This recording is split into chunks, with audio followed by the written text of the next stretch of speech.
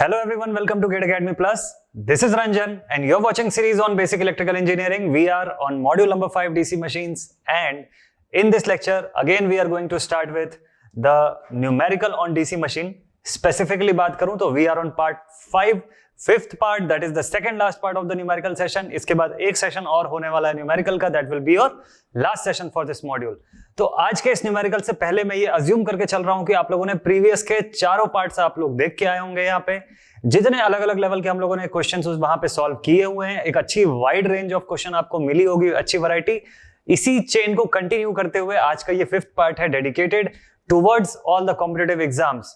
Majorly इसके अंदर जो क्वेश्चन मैं लेने वाला हूं, they are going to be from any of the competitive exams. Majorly SSC के क्वेश्चन जो है मैंने ज्यादा इसमें प्रेफर करके रखे हुए हैं, और उसके क्वेश्चन मैं ज्यादा कराने की कोशिश कर रहा हूं आपको इस पर्टिकुलर पार्ट के अंदर। ठीक है, तो चलिए देखते हैं, शुरू करते हैं आज का पार्ट और देखते हैं कि what is going to be our first question. So which one is our first question? चलिए शुरू करते हैं right from the very first question, और लेते हैं अपना पहला क्वेश्चन और देखते हैं कि इस क्वेश्चन में क्या खास है और कैसे इसको सॉल्व करना चाहिए। सो रीड कर देता हूं मैं आपके लिए जल्दी से वाला question. In this question we have, read करते हैं जल्दी से। अ 440 volts compound DC generator has an armature series field and shunt field resistance of 0.5, 1 ohm and 200 ohms respectively. आगे लिखा हुआ है कि calculate the generated voltage while delivering 40 amperes to external circuit for both long shunt and short shunt DC machine या short shunt connection। Question को ध्यान से समझते हैं, कंपाउंड मशीन का क्वेश्चन है ये। आपको ये चीज पिछले बार जब हम लोग कंपाउंड पढ़ रहे थे, तो in that case I have already told you one very important thing, that if we have a compound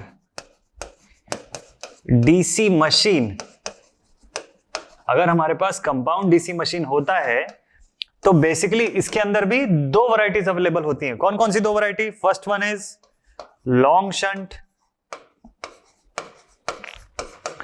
shunt compound, and the second one is short shunt compound. Long shunt compound wound machine and short shunt compound wound machine. तो basically ये दो varieties के अंदर हम लोगों ने इसका bifurcation देखा हुआ था। इस क्वेश्चन में किसकी बात किया हुआ है? देखो यहां तक जब आप पहला लाइन पढ़ोगे ना, तो आपको पता चलेगा कि कंपाउंड डीसी जनरेटर तो है, लेकिन लॉन्ग है या शॉर्ट शंट है वो आपको नहीं पता है। यहाँ पे इस क्वेश्चन में ऐसा शुरुआत में कुछ नहीं दिया हुआ है, आखिरी में कुछ बात किया हुआ है इसके बारे में। समझते हैं क्वेश्चन को ध्यान से। So in the beginning it is given as a 440 volt compound DC generator. तो आपको पता है ये 440 वोल्ट कौन सी वोल्टेज है? This is the value of load voltage VL, जो एक्सटर्नल सर्किट में एकदम इस पूरी मशीन की सर्किट के बाहरी हिस्से में आपको मिलने वाला है, टर्मिनल्स में मिलने वाला है। ठीक है, it has a armature series and shunt field resistance. तो रेस्पेक्टिवली बोला हुआ है, मतलब ये वैल्यू है किसकी? RA की, आर्मेचर रेजिस्टेंस की। देखो कंपाउंड मशीन है ना, तो ऑब्वियस थिंग है तीनों की तीनों चीजें दिखेंगी, आर्मेचर भी है, सीरीज वाइंडिंग भी है, और पैरेलल में शंट भी लगा हुआ है। अब वो शंट पूरे सिस्टम के साथ पैरेलल में है या अकेले सिर्फ मोटर या जनरेटर के अक्रॉस पैरेलल में है, दैट विल डिसाइड कि वो लॉन्ग शंट है या शॉर्ट शंट मशीन है। क्लियर है कंसेप्ट आप सभी को? बिल्कुल। आगे बढ़ते हैं। आर्मेचर रेजिस्टेंस की value is given as 0.5। Similarly, we have the series field winding resistance as 1 ohm, और लास्ट में लिखा हुआ है शंट फील्ड वाइंडिंग की रेजिस्टेंस, जिसको हम लोग RSH से डिनोट करते हैं, 200 ओम। आपको भी ये चीज पता है कि सीरीज फील्ड वाइंडिंग की रेजिस्टेंस कम क्यों है इंटरनल, और जो पैरेलल में जो सेक्शन लगा हुआ है that is the shunt field, उसकी इंटरनल रेजिस्टेंस हाई क्यों रहती है? मैंने आपको बताया था जब शंट मोटर या शंट जनरेटर हम लोग पढ़ रहे थे, उस केस में आपको बताया था कि शंट जब बनता है तो यहां पे नंबर ऑफ टर्न्स ज्यादा रखा जाता है, लेकिन वायर की गेज की थिकनेस हमेशा कम रहती है। लो गेज का वायर हम लोग यूज करते हैं, इसकी वाइंडिंग की यही खासियत होती है। तो लेंथ को इंक्रीज कर देते हैं हम लोग ज्यादा नंबर ऑफ टर्न्स करके, और रेजिस्टेंस के कारण जो रेजिस्टेंस की जो प्रॉपर्टी है वो लेंथ के डायरेक्टली प्रोपोर्शनल होती है। तो R is directly proportional to L। जितना आप लेंथ इंक्रीज करोगे रेजिस्टेंस की मैग्नीट्यूड इंक्रीज हो जाएगी। सिमिलरली क्रॉस सेक्शन एरिया की मैग्नीट्यूड को हम रिड्यूस कर देते हैं, even for that case the value of resistance starts increasing. ये पूरा कंसेप्ट हम लोगों ने डिस्कस किया हुआ है जब शंट जनरेटर या शंट मोटर का केस हम लोगों ने पढ़ा था। तो उस वीडियो को डेफिनेटली आप लोग देखना, हर एक वीडियो अपने आप में बहुत ज्यादा जरूरी है, क्योंकि उन सभी कंसेप्ट्स का पूरा फाइनल समरी जो है वही आप यूज करते हो न्यूमेरिकल बनाने के समय में। तो हर एक कंसेप्ट, कौन सा कंसेप्ट कब कहां पे काम आएगा आपको पता होना चाहिए। चलिए कंटिन्यू करते हैं क्वेश्चन को। तो इसके आगे लिखा हुआ है कि you have to calculate the generated voltage, that means you have to find the value of EG, generated EMF की वैल्यू चाहिए, while delivering 40 amperes to the external circuit for both long shunt and short shunt machine. जब ये machine 40 ampere external circuit को देगा, किस किस केस में? पहली बार आपको देखना पड़ेगा for long shunt, and for second time it will B for short shunt connection. आप लोग जहां पे कंफ्यूज होगे, या कोई भी स्टूडेंट जहां पे कंफ्यूज हो सकता है, that will be this 40 amperes की सर ये 40 एम्पियर कौन सी चीज है? क्या ये 40 ampere is it the value of IA, या ये 40 एम्पियर जो है is it the value of IL? This is the biggest question mark. इतने सारे वीडियो आप लोगों ने बनाया, देखा हुआ है, पढ़ा हुआ है, उसके अंदर जो हम लोगों ने क्वेश्चन बनाया है, और इतने सारे क्वेश्चंस आपने प्रैक्टिस भी किया हुआ है, तो इस क्वेश्चन का आंसर डेफिनेटली आप लोग कमेंट सेक्शन में कर सकते हो। कोशिश करो, देखते हैं। वैसे तो आगे जब मैं सॉल्व करूंगा तो इसका आंसर वैसे ही मिल जाएगा आपको, बट अभी अगर आप लोग सॉल्व कर रहे हो सेम टाइम पे इस वीडियो को देखते हुए, तो डेफिनेटली इसका आंसर करो, अपने माइंड में अपने आप को करो आप लोग आंसर, देखते हैं फिर वो सही होता है या नहीं होता है। ठीक है, चलिए सोल्यूशन पार्ट पे शुरू करते हैं और देखते हैं कि इस क्वेश्चन को कैसे सॉल्व किया जाना चाहिए।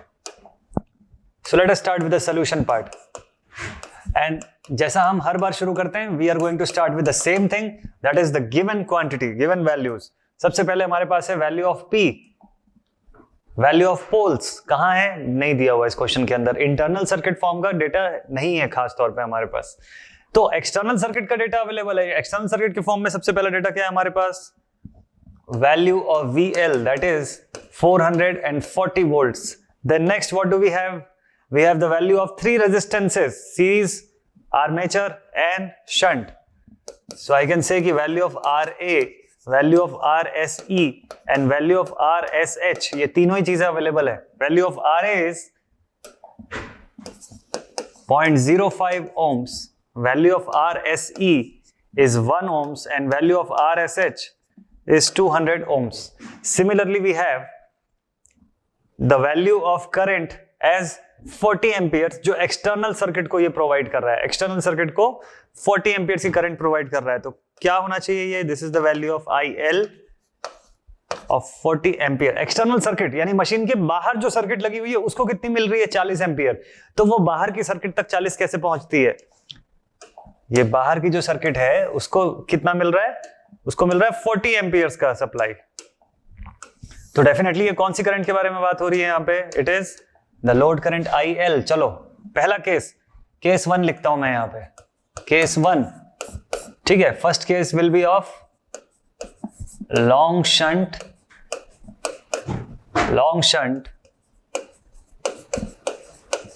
Compound DC generator, long shunt compound DC generator. Let us take the first case, और पहले केस का मैं डायग्राम यहां पे ड्रॉ करता हूं आपके सामने। तो सपोज कर लेते हैं कि ये हमारा लॉन्ग शंट का मशीन है, तो यहां पे एक सीरीज फील्ड वाइंडिंग होगी। ठीक है, उसके अंदर यहां पे हमारा जनरेटर सेक्शन है, और इसके साथ पैरेलल में, चूंकि लॉन्ग शंट है तो यहां से लेके इस पूरे सेक्शन तक पैरेलल में लगा होगा शंट रेजिस्टेंस RSH। ठीक है, और सिमिलरली यहाँ पे सीरीज फील्ड वाइंडिंग की रेजिस्टेंस है RSC, that is equal to 1 ohm. RSH है, इसकी वैल्यू 200 ओम्स है।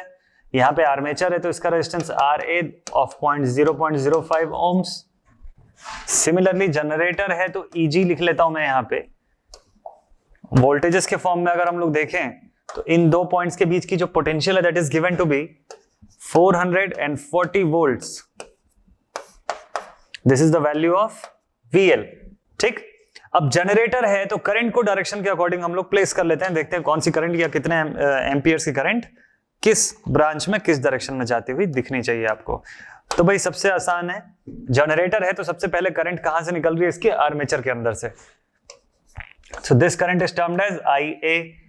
जो करंट सीरीज सेक्शन के अंदर से गई, this is termed as ISE। After this point the current takes 2 path.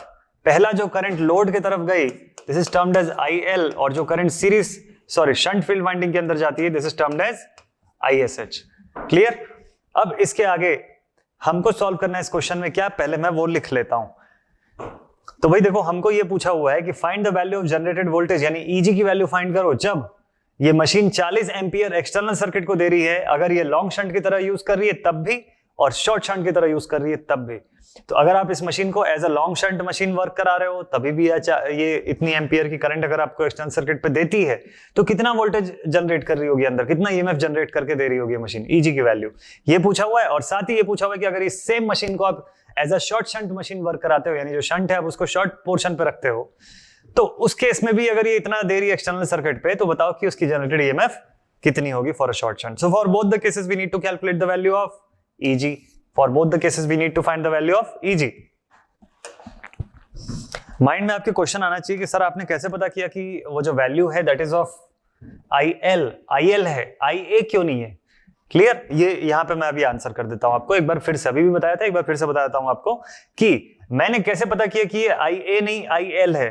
Student सबसे ज्यादा कंफ्यूज हो जाते हैं इसके अंदर, तो चलो मैं बता देता हूं। देखो क्या लिखा हुआ है, while delivering 40 amperes to the external circuit, ये बोलता है कि आपको बताना है जनरेटेड वोल्टेज कितनी है जब मशीन बाहर की सर्किट को 40 एम्पियर दे रही है। बाहर की सर्किट कहां लगाओगे आप, ये तो मशीन के अंदर की खुद की सर्किट है। This is not the external circuit, this is the internal circuit of a machine. बाहरी सर्किट क्या होगा कि अगर ये जनरेटर है और मैं इन दो पॉइंट से एक बल्ब को कनेक्ट कर देता हूं तो that will be my external circuit. Clear? ध्यान रखना, बातों को समझो बिल्कुल क्लियरली। अगर इसमें कोई आपको ये बोलता है कि you have to connect an external circuit to this machine, तो किसको बोलोगे आप external circuit? Is it external circuit? This is not the external circuit, ये तो इस मशीन का ही पार्ट है ना। ये शंट अगर आपको लगता है कि इट इज एक्सटर्नल सर्किट तो you are wrong on that. This is the internal part of the machine, ये मशीन के अंदर का सेक्शन है। हाँ, हम लोग जो इंटरनल बोलते हैं construction wise that is different.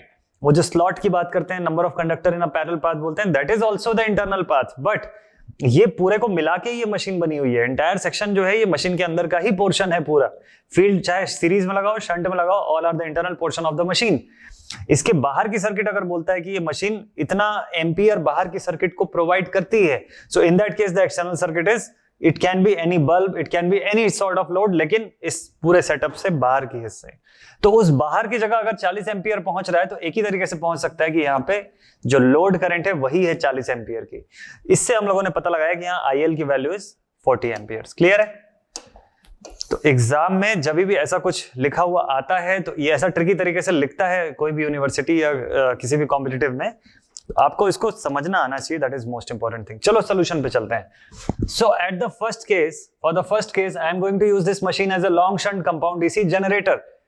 Same property, same characteristic, same सारी वैल्यूज, लेकिन शंट जो है पूरा एंटायर सेक्शन के अक्रॉस पैरेलल में कनेक्टेड है शंट रेजिस्टेंस। तो शंट फील्ड वाइंडिंग कनेक्टेड है और इसका इंटरनल रेजिस्टेंस है 200 ओम्स का। फाइंड क्या करना है मुझको? मोस्ट इंपॉर्टेंट क्वेश्चन कि what do we have to find. So लिख लेता हूं मैं, to find the value of EG।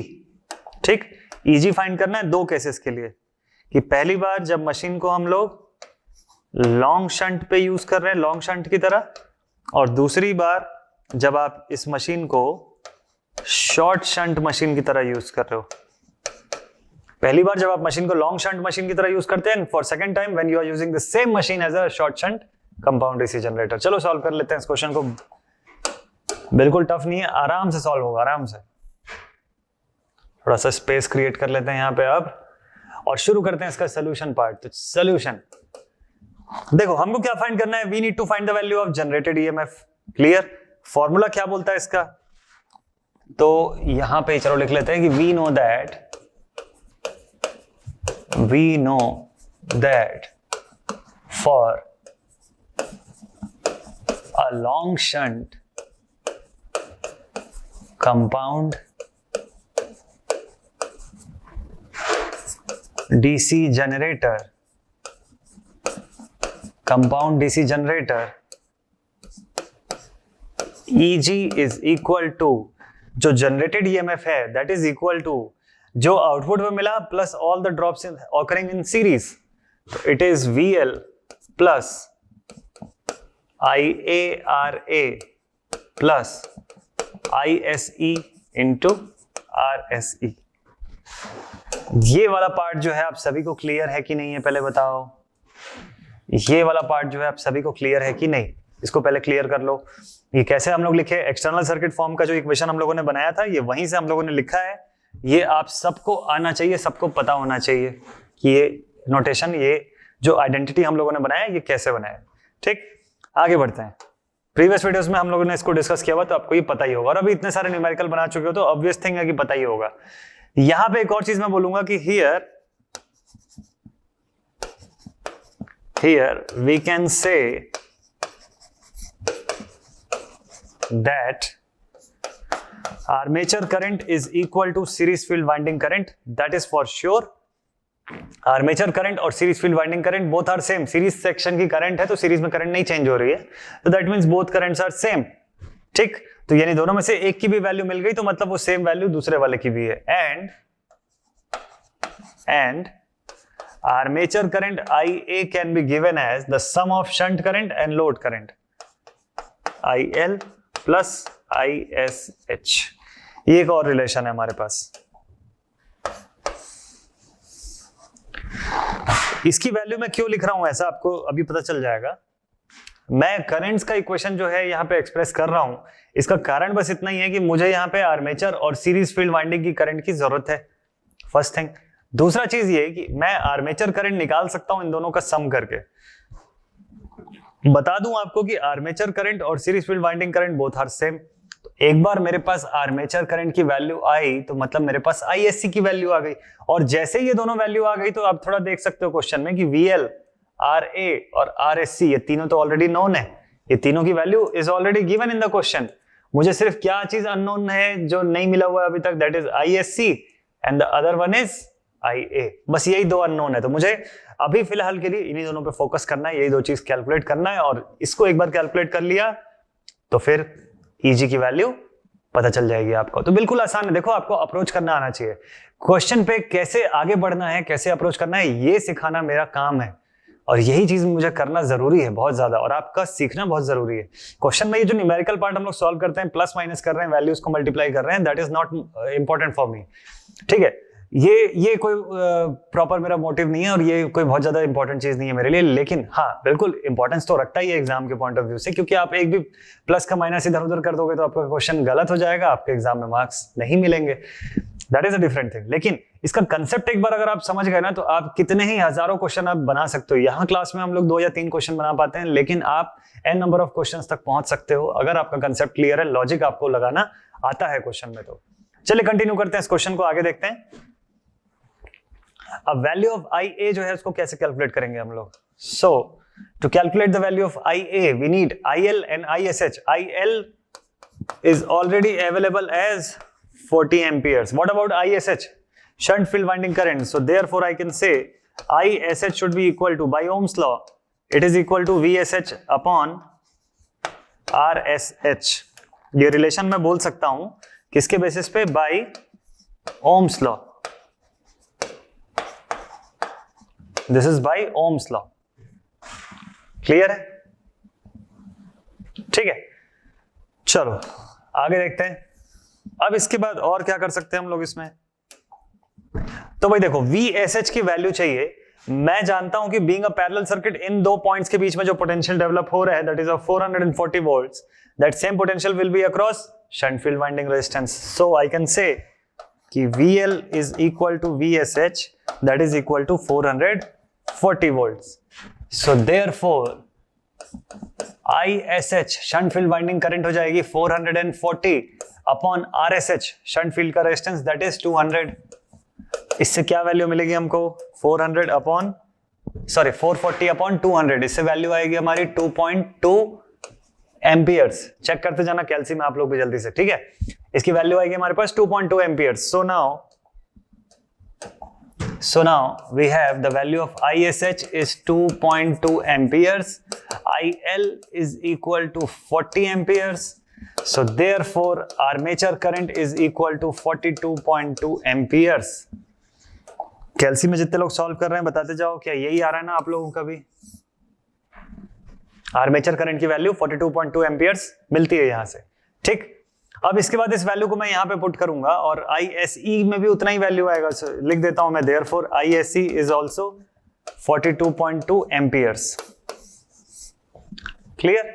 So now calculating the value of EG.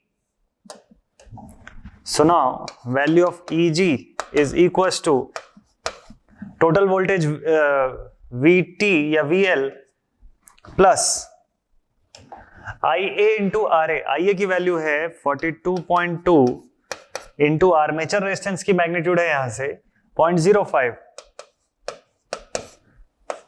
Plus series field winding की रेजिस्टेंस जो है, सीरीज फील्ड वाइंडिंग की resistance जो है दैट इज ऑफ 1 ओम और सीरीज फील्ड वाइंडिंग की करंट सेम है, that is 42.2 into 1, ऐसा लिखूंगा मैं।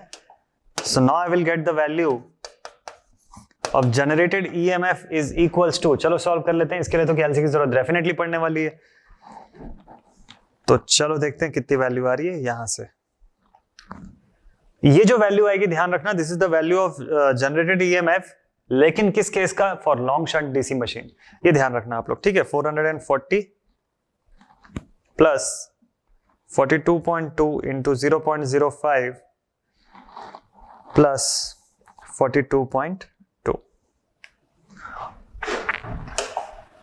तो वैल्यू आ चुकी है मेरे पास, इट इज 484.31 वोल्ट्स, 484.31 वोल्ट्स। इसको मैं बोल सकता हूं this is my answer 1, first case का आंसर, ठीक है। जहां पे मैंने जनरेटेड EMF की वैल्यू निकाली for which case? For long shunt compound DC machine. अगर ये है, ये सेम कंडीशंस के साथ, सेम सभी आइडेंटिटीज और वैल्यूज के साथ अगर ये लॉन्ग शंट की तरह बिहेव कर रहा है तो इसमें जनरेटेड EMF इतनी मिलने वाली है हमको, ठीक। अब अगर हमारा same machine is working as a short shunt compound DC machine तो कैसा होगा? तो देखते हैं कैसा बनना चाहिए इसका क्वेश्चन। सॉल्यूशन पार्ट कंटिन्यू है, सॉल्यूशन में नहीं लिखना चाहिए, सॉल्यूशन तो चल ही रहा है, कंबाइंड में है पूरा। अब इसमें मैं लिखता हूं case 2, when the machine is working as a short shunt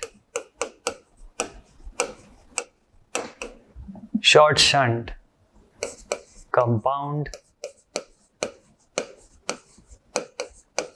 DC generator. जब ये मशीन वर्क करेगी किसकी तरह? As a short shunt compound DC generator, ठीक है। देखते हैं फिर। सबसे पहला काम तो हमको इसमें ये करना चाहिए कि we need to draw the circuit diagram of the machine. तो चलो पहले सर्किट ड्रॉ कर लेता हूं मैं यहां से।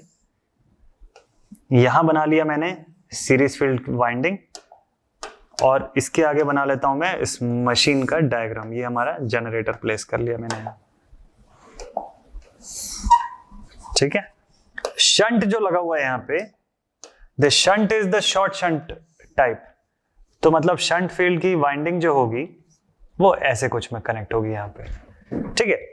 वाइंडिंग की वैल्यू है, वाइंडिंग रेजिस्टेंस की वैल्यू है RSH ऑफ 200 ohms, क्लियर। अच्छा, सिमिलरली आर्मेचर है तो इसकी रेजिस्टेंस है, आर्मेचर रेजिस्टेंस 0.05 ohms, और सीरीज फील्ड वाइंडिंग है तो RSE की वैल्यू है 1 ohms, ठीक है। शॉर्ट शंट के अंदर कुछ ट्रिक है जो आपको थोड़ा ध्यान से समझना पड़ेगा। VL की वैल्यू है 440 वोल्ट्स, यहां से लेके यहां तक के बीच की वैल्यू है, ठीक है। कुछ करंट भी दिया हुआ है क्या आपको?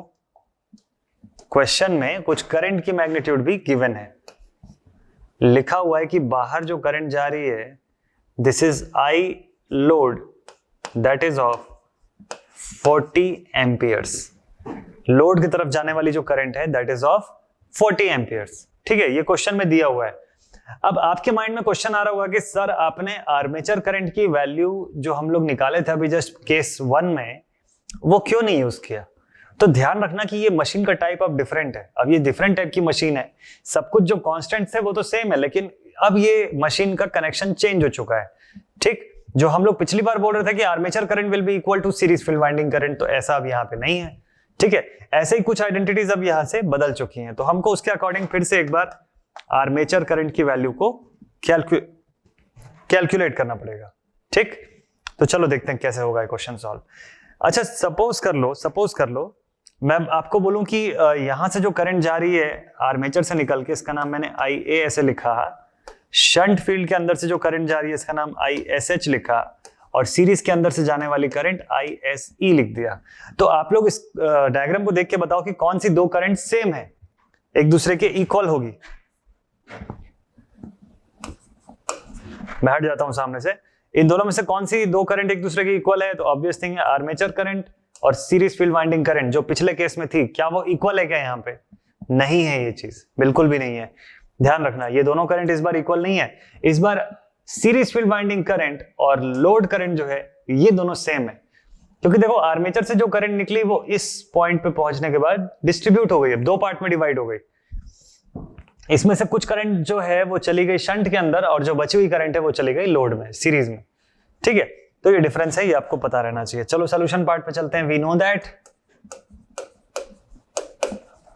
That the value of generated EMF EG is equal to, तो इसके केस में पहले फॉर्मूला कैसा बनता है वो बना लेते हैं और फिर सॉल्यूशन पार्ट पे चलते हैं। तो EG is equal to VL plus all the voltage drops ISE into RSC plus IA into RA, armature resistance. ठीक, इसमें से देखो नोन क्या है और अननोन क्या क्या है पहले मेरे को बताओ। इसमें से VL की वैल्यू पता है, RSE की वैल्यू पता है, आर्मेचर रेजिस्टेंस की वैल्यू पता है। जो अननोन है वो कौन कौन से बताओ? अननोन जो है हमारे पास that is the value of ISC and value of IA। ये पहले दो चीज अगर आपने पता लगा लिया तो क्वेश्चन सॉल्व हो जाएगा। ISE के बारे में मुझे एक चीज पता है पहले से, we can say that ISE जो होगा that is nothing but that is equal to IL। जो लोड करंट है उतना ही सीरीज फील्ड वाइंडिंग का भी करंट होगा। So in that case we can say that it is equal to 40 ampere. तो मतलब एक वैल्यू तो मुझे मिल गई, तो अब मैं बोल सकता हूं यहां पे कि ये वाली जो मेरी वैल्यू थी, now I know this value. Clear, ये नोन हो गया। अब क्या बच गया? एक ही बच गया, that is IA, armature current की वैल्यू बस फाइंड करनी है हमको। ठीक है, now how will we find the value of IA? इसके लिए अगर कोई आपको शंट की करंट की वैल्यू बता दे, ISC की वैल्यू तो पता चल गई पहले से, शंट की वैल्यू भी अगर कोई आपको बता दे तो IA निकल जाएगा सम ऑफ दीज टू करके। ठीक है, आप बोल सकते हो कि IA is equal to ISH plus ISC। ISC की वैल्यू 40 पता है, बस एक चीज चाहिए आपको, ISH। क्लियर, चलो आगे देखते हैं। क्वेश्चन सॉल्व कैसे करोगे अब आप लोग? ये वाला कुछ भी करके आपको शंट फील्ड वाइंडिंग की करंट पता करनी है, ये आपके लिए मेन टारगेट है, ये मोस्ट इंपॉर्टेंट थिंग है। ISH की वैल्यू, क्योंकि ISE तो यू ऑलरेडी नो, और IA एक बार आ गया तो क्वेश्चन आपका बन जाएगा, खत्म हो जाएगा क्वेश्चन। यही कैसे फाइंड करोगे ISH? ये ट्रिक है, देखते हैं कैसे फाइंड होगा। भाई शंट अगर लॉन्ग शंट होता तो हम लोग बोलते पैरेलल में पूरी की पूरी 440 की वोल्ट है तो VSH मिल जाता, और VSH अपॉन RSH करके हम लोग ISH निकाल लेते थे बाय यूजिंग ओम्स लॉ। लेकिन क्या यहाँ पे पूरा 440 वोल्ट यहाँ आएगा? क्या नहीं है। ये जो वाइंडिंग है ना, ये जहां से शुरू होती है इस पॉइंट से, इसने इस सर्किट को दो पार्ट में डिवाइड कर दिया है, इस आखिरी वाली ब्रांच को दो पार्ट में डिस्ट्रीब्यूट कर दिया है। तो डीसी सर्किट का हम लोग फायदा उठाते हैं, जो चीज एसी में नॉर्मली हम ऐसा नहीं कर सकते हैं, लेकिन डीसी में कर सकते हैं। एक चीज कि मैं यहां पे लिख सकता हूं कि इस पॉइंट के ऊपर की वोल्टेज को मैं लिख देता हूं V1 is the voltage from between these two points, and similarly V2 is the voltage between इन दोनों पॉइंट के बीच का वोल्टेज। क्लियर? क्या किया मैंने? फिर से देखो एक बार, समझो इसको। मैंने इस सेक्शन को दो पार्ट में डिवाइड कर दिया, एक V1 हो गया और दूसरा V2 हो गया। क्लियर? और मैं यहां पे बोल सकता हूं we can say that V total is equal to V1 plus V2 directly, कोई वेक्टर फॉर्म नहीं, डायरेक्ट बिल्कुल स्केलर फॉर्म में मैं बोल सकता हूं कि it is equal to V1 plus V2। कौन सा वोल्टेज? Total voltage. और इसी को थोड़ा करेक्ट करके मैं लिख लेता हूं कि टोटल वोल्टेज नहीं, मैं बात कर रहा हूं लोड वोल्टेज की, क्योंकि इन दो पॉइंट्स के बीच में जो वोल्टेज होगा वही इन पूरे पॉइंट्स के अक्रॉस होगा। तो इसको मैं दो पार्ट में मैंने डिस्ट्रीब्यूट कर दिया। ये ऊपर सेक्शन की जो वाइंडिंग है इसके अक्रॉस होने वाला वोल्टेज V1 और नीचे का पोर्शन जो है उसके अक्रॉस टोटल वोल्टेज V2, दोनों का सम कर दोगे टोटल वोल्टेज मिल जाएगी। अच्छी बात यह है कि we already know the value of total voltage, we already know the value of total voltage. तो अब क्या करना है हमको?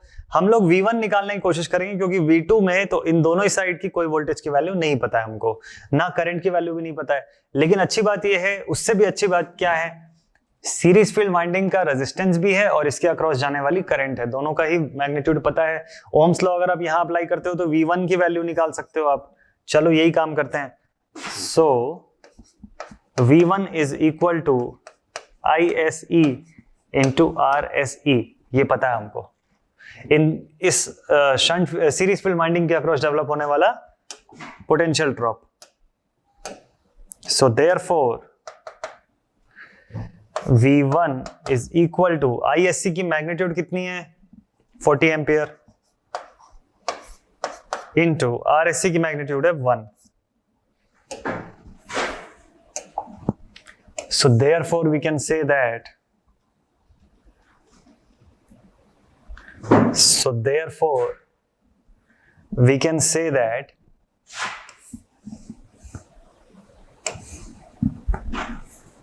अब यहां लिख सकते हैं हम लोग कि therefore V1 is equal to 40 volts। Clear है ये चीज?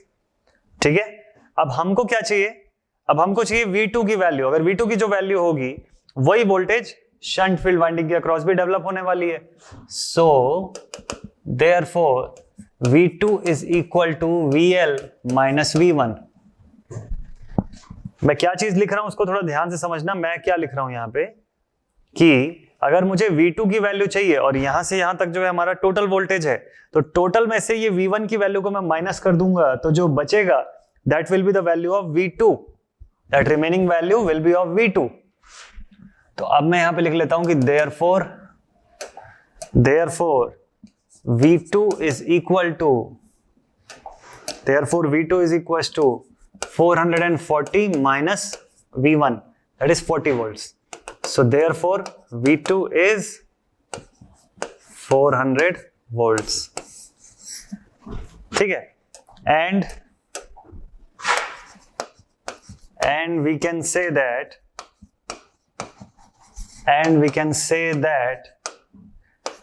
V2 is equals to VSH, that is equals to 400 volts। Shunt field winding की वोल्टेज और V2 both are same, parallel circuit है, तो इस सेक्शन में जितनी वोल्टेज होगी एग्जैक्टली उतना वोल्टेज यहां पे बनता है। ठीक। सो शंट फील्ड वाइंडिंग की वोल्टेज आ गई, तो अब मैं बोल सकता हूं कि शंट फील्ड वाइंडिंग की current will be equal to 400 divided by the resistance of shunt field winding, that is 200। और इससे वैल्यू आ गई कितनी मेरी? इससे वैल्यू आ गई 2 एम्पियर्स। ठीक। शंट फील्ड वाइंडिंग की करंट आ गई मेरे पास कितनी? 2 एम्पियर्स। अब इसका कैसे यूज कर सकते हो आप? इसका यूज कर सकते हो बहुत आसानी से। कैसे यूज करोगे? देखो बता रहा हूं। सो therefore armature current IA is equal to ISC plus ISH। Shunt में जितनी करंट चली गई और सीरीज में जितनी करंट गई, दोनों का सम कर दोगे तो आर्मेचर कितना करंट दे रहा था वो मिल जाएगा आपको बहुत आसानी से। सो और IA is equals to series की करंट उतनी है जितनी लोड करंट है, तो that is 40 plus ISH that is 2। So IA is equals to 42 amperes.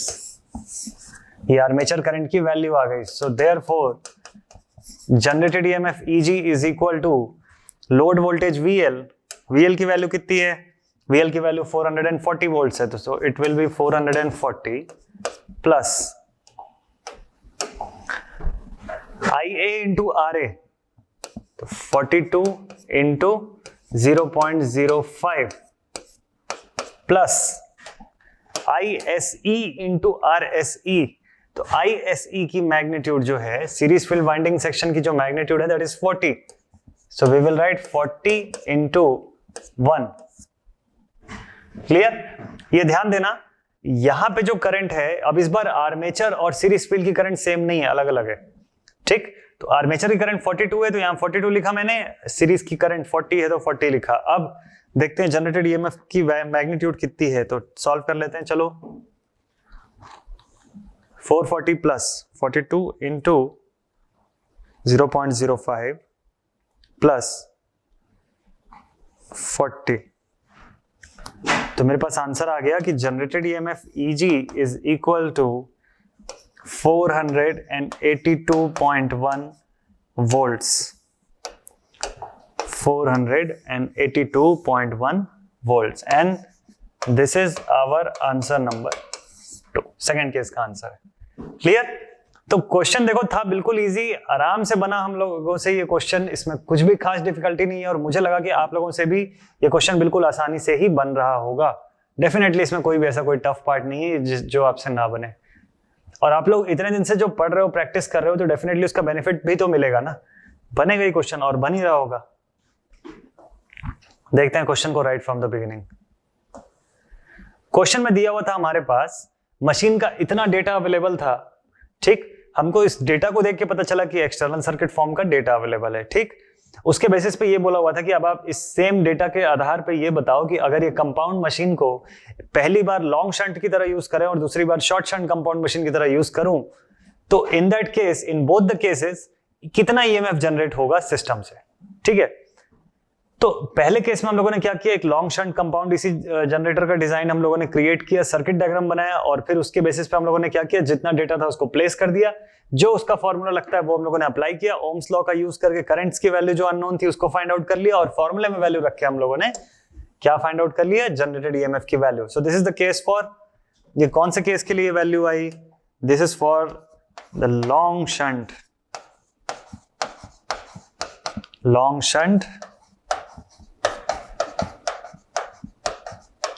Compound DC generator,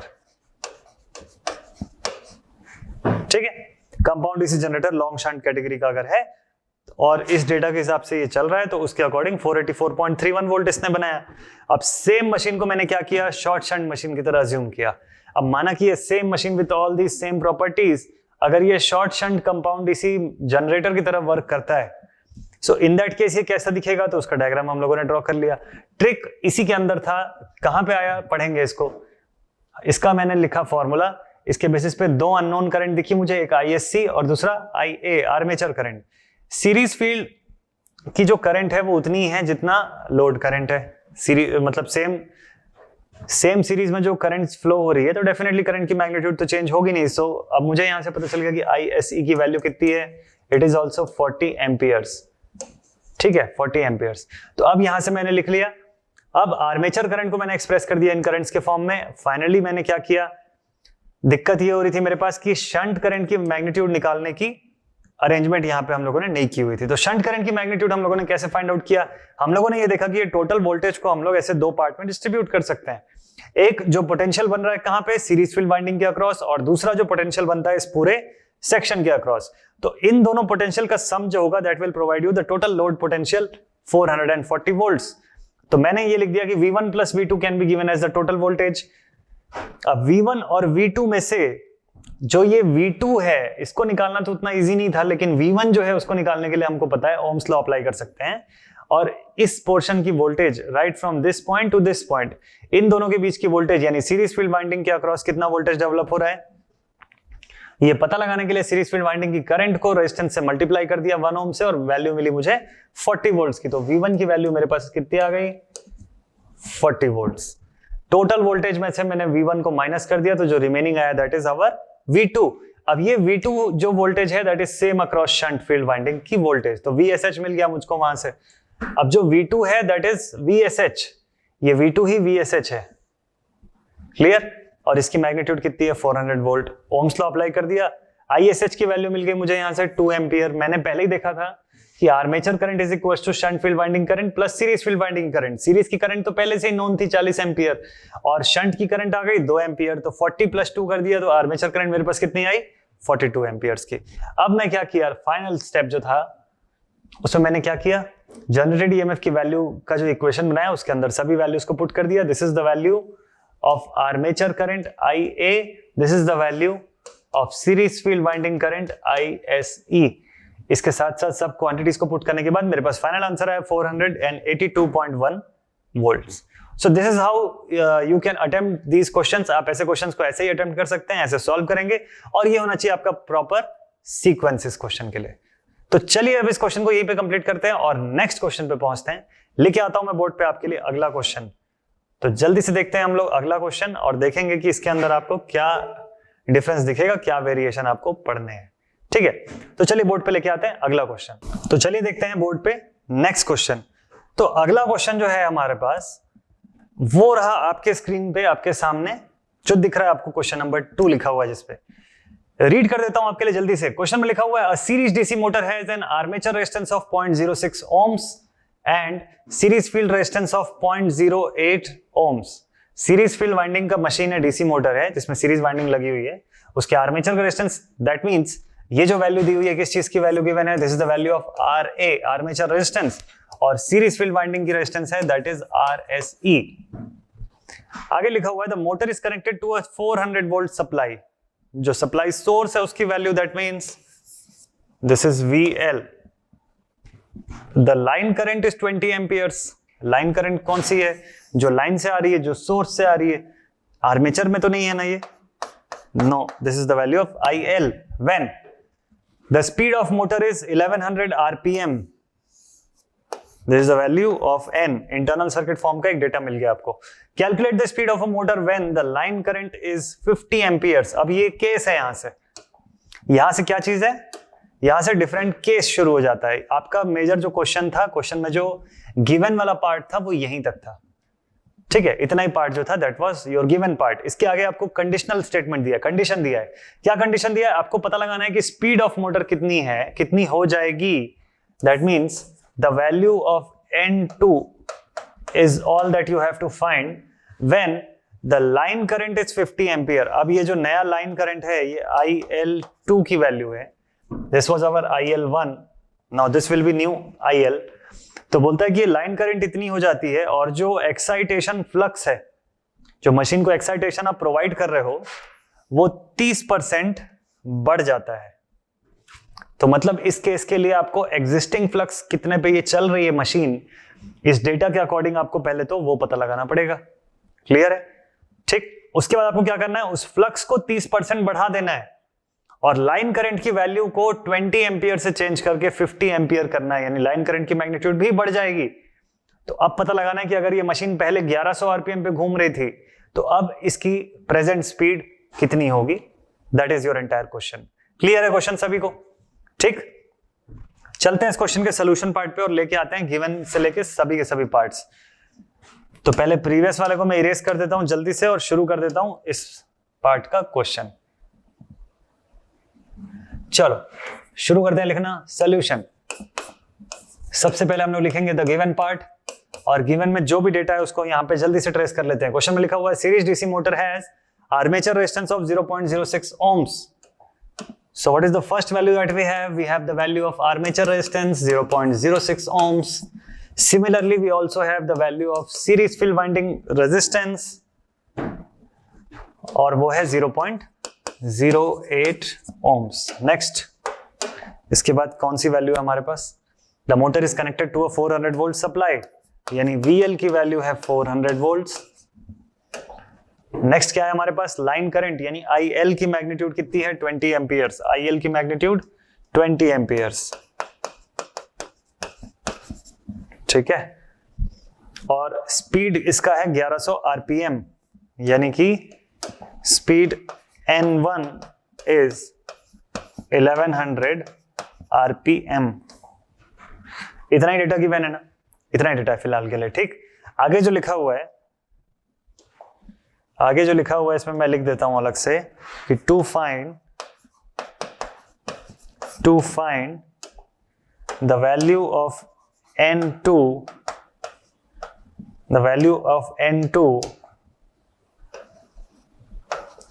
when किस केस में? when IL becomes 50 ampere, when IL is 50 ampere and phi is increased by 30%. ठीक है, तो important question है, बनाते हैं इस क्वेश्चन को, सॉल्व करते हैं। अच्छा, साथ ही साथ मैं एक और चीज आपको चलो इस क्वेश्चन के बारे में बता देता हूं। ये जो क्वेश्चन है एसएससी जेईई 2013 का क्वेश्चन है। मैं बताना भूल गया था आपको, प्रीवियस वाले क्वेश्चन में भी ले जाता हूं प्रीवियस क्वेश्चन पे, और आपको बता देता हूं कि एसएससी जेईई 2007 का पेपर 2 कन्वेंशनल जो होता है उसमें पूछा हुआ क्वेश्चन है। सिमिलरली दिस क्वेश्चन, ये जो सेकंड क्वेश्चन जो हम लोग अभी कर रहे हैं, ये क्वेश्चन हमारा एसएससी जेईई का 2013 के पेपर का क्वेश्चन है। ठीक है, जैसा कि मैंने आपको प्रॉमिस किया था, जैसा कि मैंने आप लोगों को बोला हुआ था कि मैं इस वीडियो पार्ट में आपको कॉम्पिटिटिव के ही क्वेश्चन कराऊंगा प्योरली, ताकि आपको ये पता चलना चाहिए ना कि other than university exam syllabus, other than university exams, आपका ये क्वेश्चन और कहां पे काम आने वाला है। That is of utmost importance, that is of utmost importance. आपको ये बिल्कुल अगर पता होगा कि आप जो जिस चीज की तैयारी कर रहे हैं, आप जो सब्जेक्ट पढ़ रहे हैं, ये आगे चल के आपको और किन चीजों में हेल्प कर सकता है, तो आपको पढ़ने में डबल मजा आएगा। आ रहा है मजा सभी को? चलो देखते हैं, आगे पढ़ते हैं। तो सोल्यूशन पार्ट पे अभी मैं लेके चलता हूं आपको, और सबसे पहला काम हम लोग ये कर लेते हैं कि जो सीरीज फील्ड बाइंडिंग मशीन का जो डेटा है उसके अकॉर्डिंग एक सीरीज फील्ड बाइंडेड मशीन को पहले ड्रॉ कर लेते हैं बोर्ड पे। ठीक, तो चलो भाई मशीन का डेटा जो है उसके अकॉर्डिंग उसको ड्रॉ कर लेते हैं हम लोग जल्दी से। सो let us start with the data. तो मशीन में हमारे पास सबसे पहले क्या चीज है? So first of all we are going to draw the series field winding RSC, और इसके साथ फिर हम लोग इस मोटर को ड्रॉ कर लेते हैं।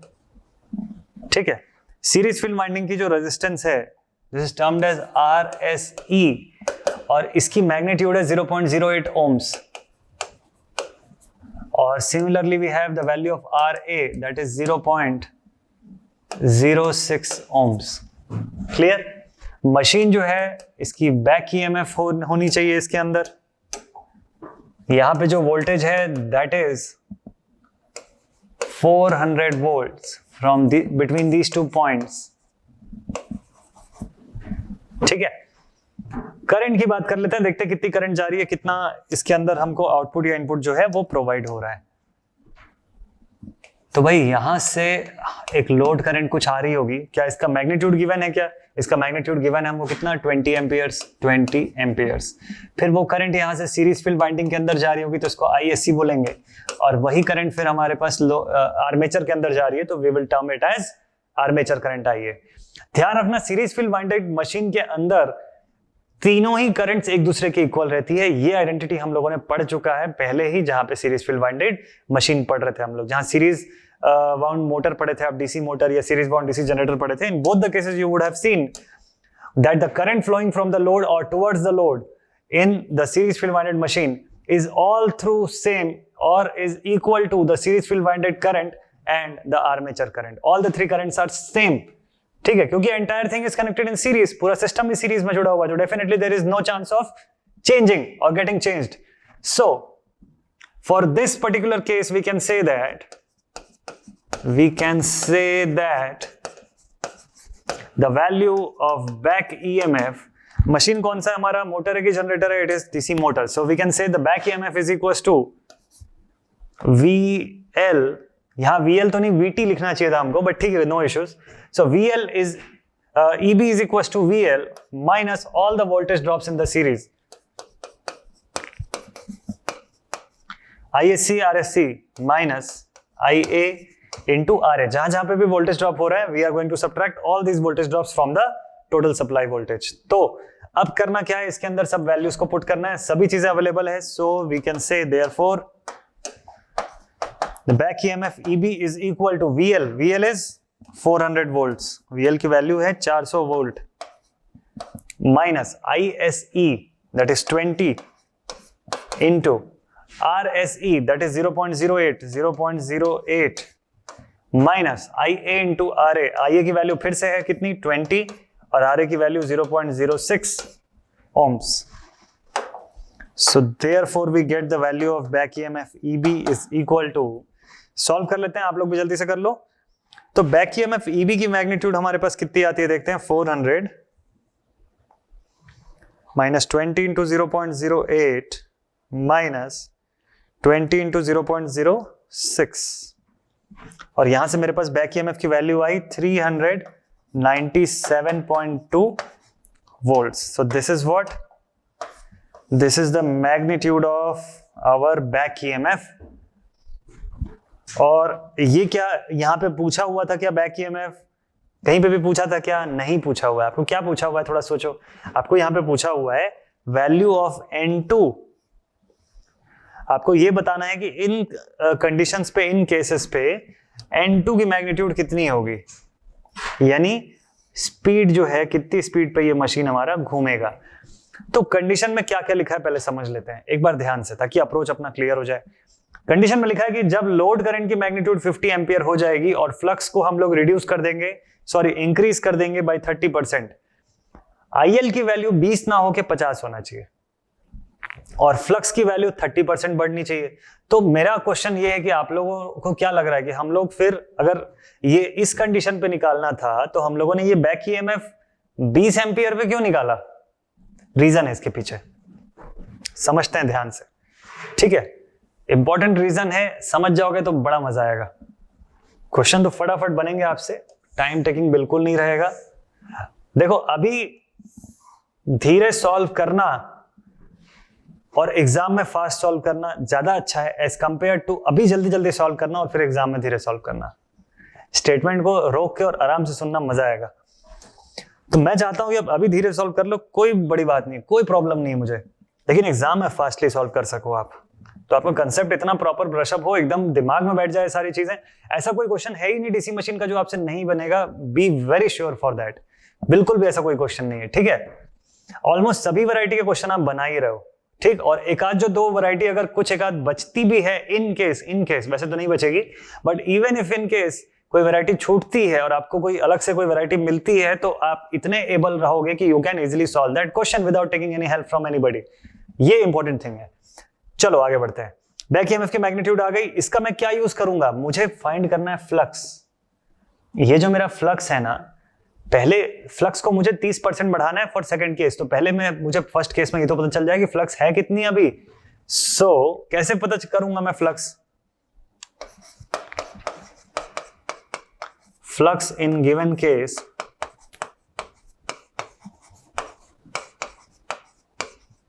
can be calculated by using the identity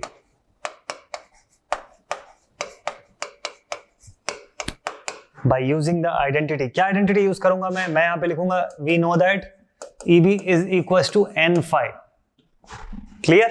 first वाला केस है मेरा, so this will be EB1, this will be N1 and this one be phi1.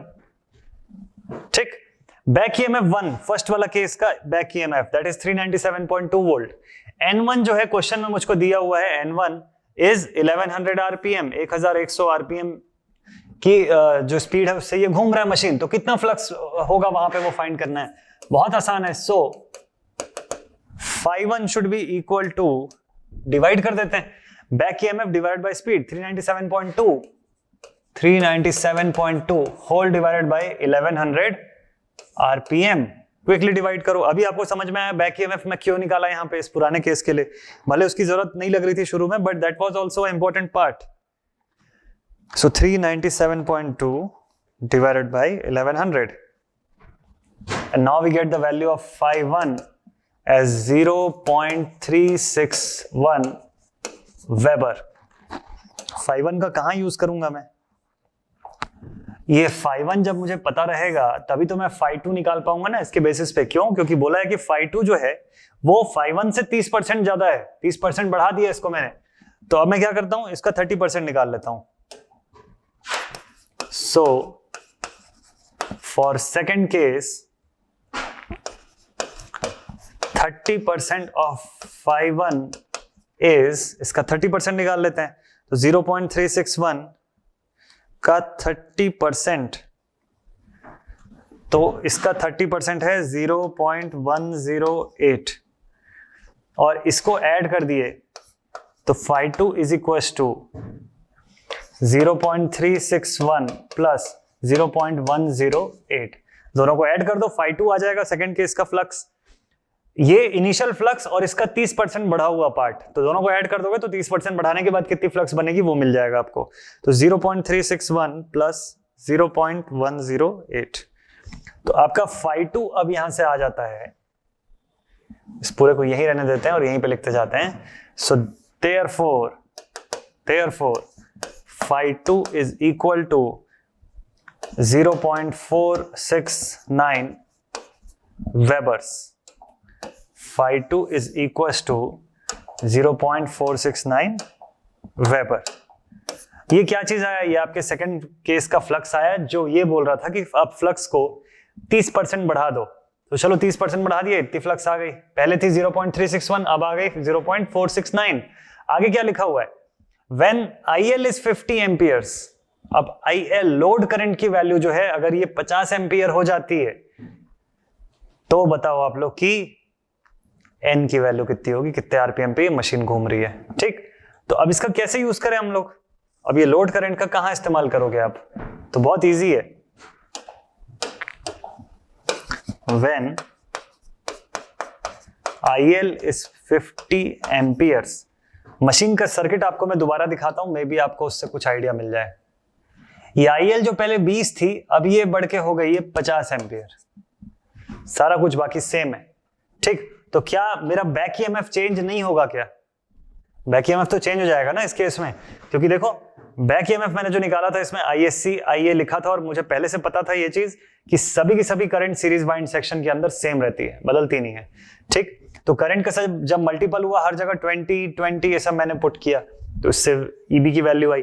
अब ये 20 से बदल के अगर ये 50 हो जाता है तो EB की वैल्यू तो डेफिनेटली चेंज होगी ना, यही करना है मुझको, अब इसको सॉल्व करने में यही चीज का मुझको ध्यान देना है। So now when IL is 50 ampere then EB2 is equal to, भाई सेम फॉर्मूला, वैल्यू चेंज हो जाएगी, तो VL that is 400 volts, VL that is 400, यहां से रेफर कर लेते हैं जल्दी से इसी लाइन से, बस 20 की जगह 50 पुट करूंगा मैं, बाकी और कुछ नहीं है, तो 400 माइनस 50 इंटू 0.08 यानी सीरीज फील्ड वाइंडिंग का रेजिस्टेंस माइनस 50 इंटू 0.06। ठीक, आई होप कि दिख रहा होगा आप लोगों को ये। ठीक है, बैक ईएमएफ का जो फॉर्मूला था तो मैंने अलग से फॉर्मूला लिखा नहीं क्योंकि पिछली बार लिख चुका हूं, आपको याद भी होगा ऑलरेडी, तो VL minus ISC RSC minus IA RA, ये फॉर्मूला था। इसके अंदर मैंने अब नया वैल्यू पुट कर लिया क्योंकि मुझको पता है, लिख भी देता हूं इसको, क्योंकि IL की वैल्यू 50 एम्पियर है और हमको पता है सीरीज फील्ड सेक्शन के अंदर ISE भी यही है और IA भी यही है, इतना ही है। ठीक है, ऑल करंट्स आर इक्वल, इसलिए मैंने यहां पे भी वही वैल्यू पुट किया और IA की जगह पे भी वही पुट किया। तो चलो देखते हैं नया बैक ईएमएफ कितना आता है। हाँ, इसका नाम EB2 लिखा है हम लोगों ने, सॉल्व कर लेते हैं। 400 minus 50 into 0.08 minus 50 into 0.06, so the value of back EMF is now 393 volts. The value of back EMF is 393 volts. Clear है?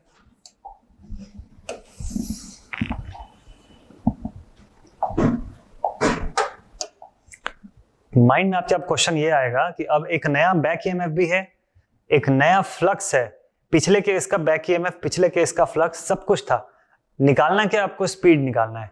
ठीक, मैं क्या यहाँ पे एक रिलेशन लिखूं, एक रिलेशन मैं लिख सकता हूं यहाँ पे कि we know that EB is equals to N phi. So therefore EB1 is equals to N1 into phi 1 upon EB2 is equals to N2 into phi 2. ये लिख सकते हैं हम लोग, इक्वेट कर सकते हैं ऐसा, क्योंकि कांस्टेंट्स के फॉर्म में हमको वैल्यू चाहिए ना. ये प्रोपोर्शनल लगा हुआ है और यहाँ पे k की वैल्यू है, ये आप सबको पता है, मुझे भी पता है. ठीक, तो उस प्रोपोर्शनल के हिसाब से वो भी तो मल्टीप्लाई हो रहा होगा इस पूरे सिस्टम के साथ. तो उस फॉर्म में मुझे एक रिलेशन बनाना पड़ेगा जो कि उस प्रोपोर्शनल को अपने अंदर इंक्लूड कर ले, जिसके लिए कि मैंने ये EB1 यूज किया जो कि क्वेश्चन में दिया हुआ था. और अगर क्वेश्चन में दिया हुआ that means it has been found by using that proportional, by using that proportionality constant. जितने भी जो प्रोपोर्शनल्स होंगे वहां पे, उन वैल्यूज को, जितने भी जो कांस्टेंट या फिक्स्ड वैल्यूज रही होंगी, चाहे वो Z की हो, A की हो या P की हो, ये सब सारे कांस्टेंट्स का यूज करके हम उस वैल्यू तक पहुंचे होंगे. ठीक, तो उस वैल्यू के अकॉर्डिंग हम लोग यहाँ पे इसी कारण से EB1 की वैल्यू पुट कर रहे हैं यहाँ पे, सो दैट कि वो प्रोपोर्शनल्स की मैग्नीट्यूड इंक्लूड हो जाती है इसके अंदर. अब इसके अंदर मेरे पास देखो ये सभी वैल्यूज हैं, सिर्फ एक ही चीज मिसिंग है, एक ही चीज है जो हमको फाइंड करना है, that is the value of N2. यही अननोन है. तो N2 की टर्म में लिख देता हूं मैं इस पूरे इक्वेशन को. So therefore N2 is equals to EB2 into N1 into phi 1 whole upon EB1 into phi 2. Clear? Value put करना है, N2 की वैल्यू तुरंत मिलेगी आपको. Back EMF of second case, back EMF for the second case, second वाले case में हमको back EMF कितना मिला? 393. So it is 393 into N1 first case का स्पीड जो कि कितना था? 1100 था, 1100 था, 1100. फिर again into multiply it with phi 1, पहली केस का फ्लक्स जो हम लोगों ने निकाला था दैट वाज 0.361. तो it is 0.361 and this whole thing is divided with EB1 into phi 2. Back EMF of first case, back EMF of first case that is 397.2, जो कि है कितना? 397.2 into phi 2. phi 2 अभी अभी जस्ट जो हम लोगों ने फाइंड किया 0.469. It is 0.469. इसको सॉल्व करोगे और आपके पास जो वैल्यू आएगी that will be of N2. तो चलो सॉल्व कर लेते हैं. 393 into 1100 into 0.361 whole upon 397.2 into 0.469. और यहां से आ चुकी है speed. Speed N2 is given as 837.742 RPM. ये हमारी स्पीड की मैग्नीट्यूड आ गई and this is our final answer.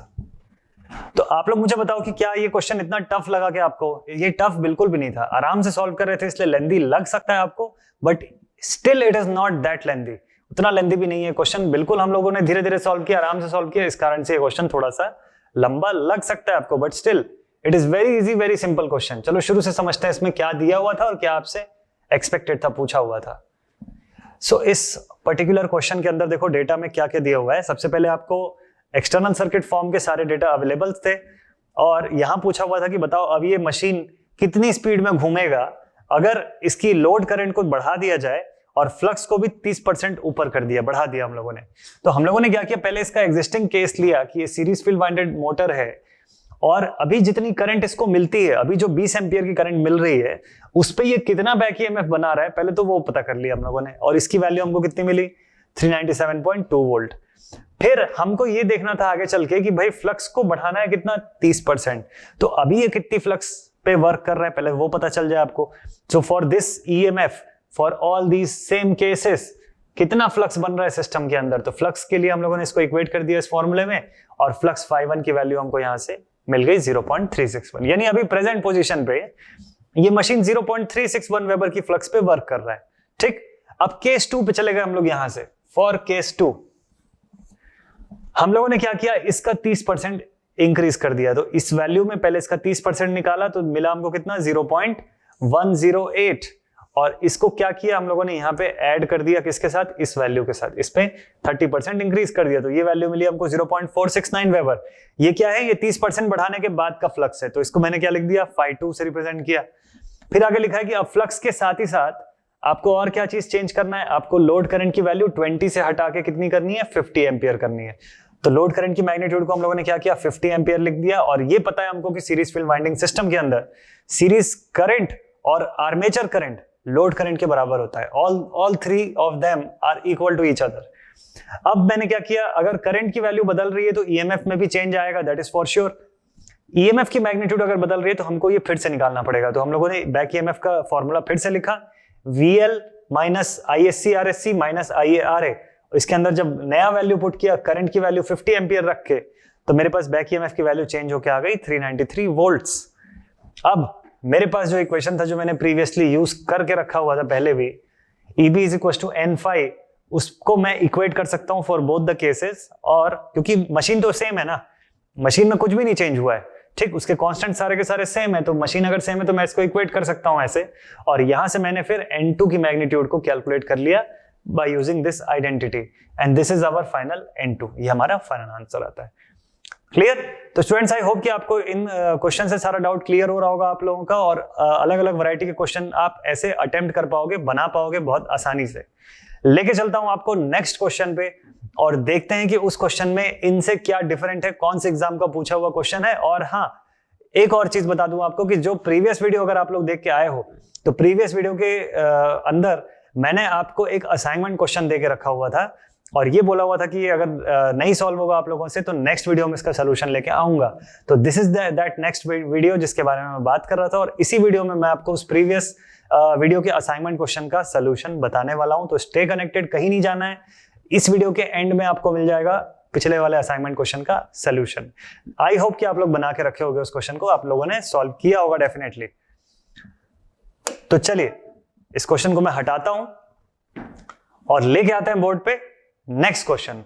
तो आइए स्टूडेंट्स, अब आगे देखते हैं नेक्स्ट क्वेश्चन और समझते हैं कि इसका अप्रोच किस तरीके से आपको करना चाहिए। तो बोर्ड पे लेके आता हूं मैं आज का थर्ड क्वेश्चन। कंटिन्यू करते हैं from the third question, and that is, ये तो एसएससी का क्वेश्चन दिख रहा है मुझे। Yes, it is SSC JE March 2017 का क्वेश्चन है ये, ठीक है। तो क्या लिखा हुआ है क्वेश्चन एक बार मैं रीड कर देता हूं, और आप इसको एज अ टारगेट लेके चलो, इसको एज अ चैलेंज जैसा लेके चल सकते हो आप, कि आपको ये क्वेश्चन मेरे से पहले सॉल्व करना है, ठीक है। मैं जानता हूं मेरे स्टूडेंट हो आप लोग, बिल्कुल अच्छे से बहुत जल्दी से सॉल्व कर सकते हो, क्योंकि आपको किसी को समझाना नहीं है। You don't have to explain anybody. आपको फटाफट, अगर ये क्वेश्चन आपको दिख गया, आप स्क्रीनशॉट ले लो और तुरंत सॉल्व करना शुरू करो। मैं जिस ड्यूरेशन में, जितने देर में मैं सॉल्व कर रहा हूं, उससे बहुत पहले आपका आंसर आ जाएगा डेफिनेटली। चलो देखते हैं। और जिनसे नहीं बन रहा है या जिनको लग रहा है कि इसमें कुछ डाउट हो सकता है, तो डेफिनेटली मेरे साथ इस वीडियो को कंटिन्यू करके देखते जाओ आप लोग। क्वेश्चन रीड करता हूं आपके लिए। A four pole lap wound DC generator has the following details. 4 pole का लैप वाइंडिंग वाला डीसी जनरेटर है, इसके कुछ डिटेल्स आपको यहां पे गिवन है। क्या क्या डिटेल्स है, चलो देख लेते हैं। First thing is flux per pole is 0.07 webers, its speed is 900 rpm and armature conductors are 400. Find करना है आपको जनरेटेड ईएमएफ। शॉर्ट सा क्वेश्चन है, पेपर 1 का क्वेश्चन है ये, मुझे पता है, क्योंकि उस ड्यूरेशन के पेपर का मैं एनालिसिस करता हूं बीच बीच में। मैं हर ईयर का एसएससी का पेपर मैंने एनालिसिस किया हुआ है, तो मुझे एकदम श्योर पता है कि इस ड्यूरेशन का ये पेपर 1 का क्वेश्चन है। तो पेपर 1 का अगर ये क्वेश्चन है तो डेफिनेटली इसको सॉल्व करने में ज्यादा टाइम नहीं लगना चाहिए। लेकिन मैं चूंकि आपको यूनिवर्सिटी लेवल के हिसाब से अप्रोच करना सिखा रहा हूं, तो अगर ये क्वेश्चन यूनिवर्सिटी लेवल का होता है तो आप ऐसे क्वेश्चन को कैसे अप्रोच करोगे, किस तरीके से सॉल्व करोगे, ये जानना आपके लिए बहुत ज्यादा जरूरी है, ठीक। तो चलिए without wasting any time let us start with this question, और देखते हैं कि कौन कौन सा डेटा अवेलेबल है। So first one is the value of P, the number of poles 4 दिया हुआ है। वाइंडिंग किस टाइप की है, winding is lap, therefore A is equal to P, that is equal to 4। Parallel path की value अब यहां से आ गई 4, ठीक है। अच्छा, अब इसके बाद नेक्स्ट थिंग क्या दिया हुआ है आपको, DC generator has the following details. The flux per पोल हर पोल की जो फ्लक्स है, फ्लक्स पर पोल जो है दैट इज 5.07 वेबर्स। ठीक है, स्पीड की वैल्यू कितनी है? Speed is 900 RPM, so this is the value of N. Armature conductors 400 conductor लगे हुए हैं, this is the value of Z. Find क्या करना है आपको? Generated EMF EG that is equal to 5ZNP whole upon 60A। एकदम easy है, ठीक। 5ZNP अपॉन 60A फॉर्मूला पता है आपको। इसके अंदर अगर आप वैल्यू डालते हो तो क्या क्या वैल्यू है आपके पास? आपके पास वैल्यू है यहाँ पे फाई की वैल्यू गिवन है 0.07, Z की वैल्यू है 400, N की वैल्यू है 900 और P की वैल्यू है 4 whole upon 60 into A that is 4। कैलसी निकालते हैं जल्दी से। हाँ भाई, तो क्वेश्चन में तो कोई दम ही नहीं है। 0.07 into 400 into 900 into 4 whole upon 60 into 4। So final answer है EG is equals to generated EMF is equals to 420 volt is the correct option। जो सही ऑप्शन है करेक्ट आंसर का वो यही है। तो इसके ऑप्शन में जो ऑब्जेक्टिव टाइप क्वेश्चन था एक्चुअल में, तो इसके साथ ऑप्शन में जो क्वेश्चन के आंसर जो दिए हुए थे उसमें से 420 इसका फाइनल आंसर रहा होगा। ठीक है, शॉर्ट सा क्वेश्चन था, बस आपका एक मूड फ्रेश कराने के लिए, जस्ट आपको जो रेगुलर आप इतने बड़े बड़े क्वेश्चन जो सॉल्व कर रहे थे उससे थोड़ा बाहर निकल के आप ऐसे क्वेश्चन भी देखो कि किस टाइप के क्वेश्चन आते हैं यूजुअली एसएससी टाइप के एग्जाम में। तो अगर किसी स्टूडेंट को ऐसा लगता है या आपके सीनियर्स ने, आपके फ्रेंड्स ने, किसी ने अगर ऐसा आपको बोल के रखा हुआ है कि यार बहुत टफ होता है, किसी ने अगर आपको ऐसा बोला हुआ है कि यार बहुत ज्यादा टफ होता है, ये सब नहीं निकलते हैं, सब एग्जाम आप नहीं निकाल सकते हो और आप तो अभी बेसिक्स पढ़ रहे हो, फर्स्ट ईयर में हो, तो ये जान लेना कि आप लोग जो चीज पढ़ रहे हो वो एलिमेंट्री पार्ट ही सबसे ज्यादा पूछा जाता है। अगर मैं बात करूं बेसिक इलेक्ट्रिकल की, तो कोई डबल ई ब्रांच से एसएससी जेई का कोई एस्पिरेंट अगर है ना, तो मैं उसको अभी बता सकता हूं ये चीज एकदम क्लियरली कि आप 30 से 35% वेटेज आपके पेपर का अकेले बेसिक इलेक्ट्रिकल संभालता है। कैसा लगा ये सुन के? अकेले 30 से 35% का वेटेज जो होता है ना उसके मार्क्स का, वो अकेले बेसिक इलेक्ट्रिकल के कंटेंट होते हैं उसके अंदर, उसके क्वेश्चंस जो होते हैं बेसिक इलेक्ट्रिकल के, जैसे ही आपके सामने दिख रहा है। और ये चीज आप कहां पढ़ते हो? कौन से ईयर में, कौन से सेमेस्टर में पढ़ते हो? फर्स्ट ईयर में पढ़ते हो आप लोग। ये सब्जेक्ट फर्स्ट ईयर का है, ठीक है। तो कोई भी अगर आपको ऐसा बोलता है कि नहीं ये गवर्नमेंट एग्जाम्स हम लोग नहीं निकाल सकते हैं या बहुत ज्यादा टफ है, जब हायर सेम में पहुंचेंगे तब तैयारी शुरू करेंगे, तो दैट इज ऑल रॉन्ग। मत सुनो उस सब चीजों की। आप जो पढ़ रहे हो उसको इतने अच्छे लेवल पे पढ़ो कि आपका कॉम्पिटेटिव एग्जाम के लिए सेपरेटली कोई अलग से तैयारी करने की जरूरत ना हो। आपका कंसेप्ट इतना प्रॉपर बिल्टअप हो कि बस आप उसको ब्रश अप करोगे एग्जाम से पहले और आप पेपर दिलाओगे, आपका पेपर डेफिनेटली क्लियर होगा। That is a guarantee.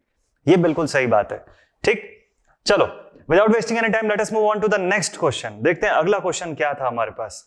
तो ये क्वेश्चन तो यहीं पे सॉल्व हो गया, इस पे तो बोर्ड पे भी जाने की जरूरत नहीं पड़ी हमको, तो हटा देते हैं इसको और लेके चलता हूं मैं आपको अगले क्वेश्चन पे। Oh, this is the previous assignment question.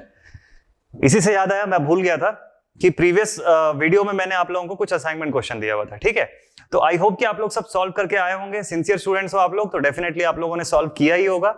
लेके आता हूं क्वेश्चन को बोर्ड पे, और उन बच्चों के लिए जो जिनसे नहीं बना या जिनको डाउट होगा अपने आंसर्स पे, उनके लिए आज इसको सॉल्व करेंगे यहीं पे बोर्ड पे, ठीक है। और इसी के साथ एक क्वेश्चन मैं आपको फिर से आज दूंगा, क्योंकि अगला वीडियो जो है that is going to be the last video of module number 5। Module 5 का आखिरी वीडियो है न्यूमेरिकल का। तो उस वीडियो के अंदर हम आज के जो असाइनमेंट क्वेश्चन जो आपको मिलेगा उसको सॉल्व करके देखेंगे, ठीक है। तो आज भी एक असाइनमेंट मिलेगा, सो बी वेरी वेल प्रिपेयर्ड। शुरू करते हैं क्वेश्चन को। क्या क्वेश्चन था चलो सबसे पहले तो समझते हैं और देखते हैं। बहुत सारे स्टूडेंट्स आप में से आंसर लेके आके रखे होंगे और अपनी कॉपी से अब मैच करने वाले होंगे। चलो देखते हैं।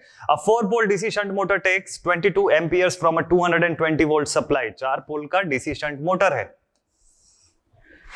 4 पोल्स का डीसी शंट मोटर है और ये 22 एम्पियर लेता है किससे? 220 वोल्ट की सप्लाई सोर्स से। फिर आगे लिखा हुआ है the armature and shunt field resistances are respectively 0.5 and 100। The armature is lap connected. Armature की जो कनेक्शन है that is lap connection. That means value of A will be equal to value of P. With 300 conductors, if flux per pole is 20 milliwebers, then calculate the speed and gross torque developed. N की value पूछा है, tau की value पूछा हुआ है, ठीक है। ये दो चीज पूछा हुआ है। गिवन क्या क्या है चलो देख लेते हैं इसमें से। Let us find out the given quantities. First one is poles, that is equal to P. Second one is the current. कौन सी करंट है आप लोग सोच के बताओ। Next one is the supply, तो this is our total supply VT। आगे लिखा हुआ है the armature and shunt field resistances are respectively 0.5, ये आर्मेचर का रेजिस्टेंस है RA और शंट फील्ड का रेजिस्टेंस है 100। ठीक है, फिर आगे लिखा हुआ था आर्मेचर इज लैप कनेक्टेड। अगर लैप का कनेक्शन है, लैप टाइप का कनेक्शन है, तो value of A will be equal to P, that is equal to 4। Clear? With 300 conductors, 300 conductors, this is the total number of conductor which is denoted by Z। If flux per pole is 20 milliwebers, so this is the value of phi, then calculate the speed and gross torque of the machine developed। Clear है पूरा question आपको?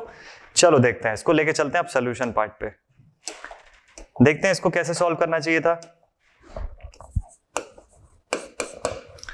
ठीक है, सबसे first thing हम लोग लिखेंगे यहां पे given. Let us see what all quantities do we have. First one is value of P, first one is the value of P that is equal to 4। Then second, हाँ, अब मैंने आपसे पूछा था कि ये करंट कौन सी है, is it a value of IA और it is the value of IL, load current है ना, या I टोटल जिसको बोलना चाहिए। तो क्या लिखा है, थोड़ा ध्यान से इस लाइन को समझ लो, क्योंकि यहीं पे स्टूडेंट्स कंफ्यूज होते हैं, पता है मुझे ये चीज। आप लोग यहीं पे कंफ्यूज हो रहे होगे कि यार ये IA की वैल्यू है कि IT की वैल्यू है, समझ नहीं आ रहा क्वेश्चन में। ठीक, तो देखो कैसे समझना चाहिए। लिखा हुआ 4 पोल का डीसी शंट मोटर है जो कि 22 एम्पियर ले रहा है 220 वोल्ट की सप्लाई से। तो किसकी बात हो रही है? सप्लाई सोर्स की बात हो रही है।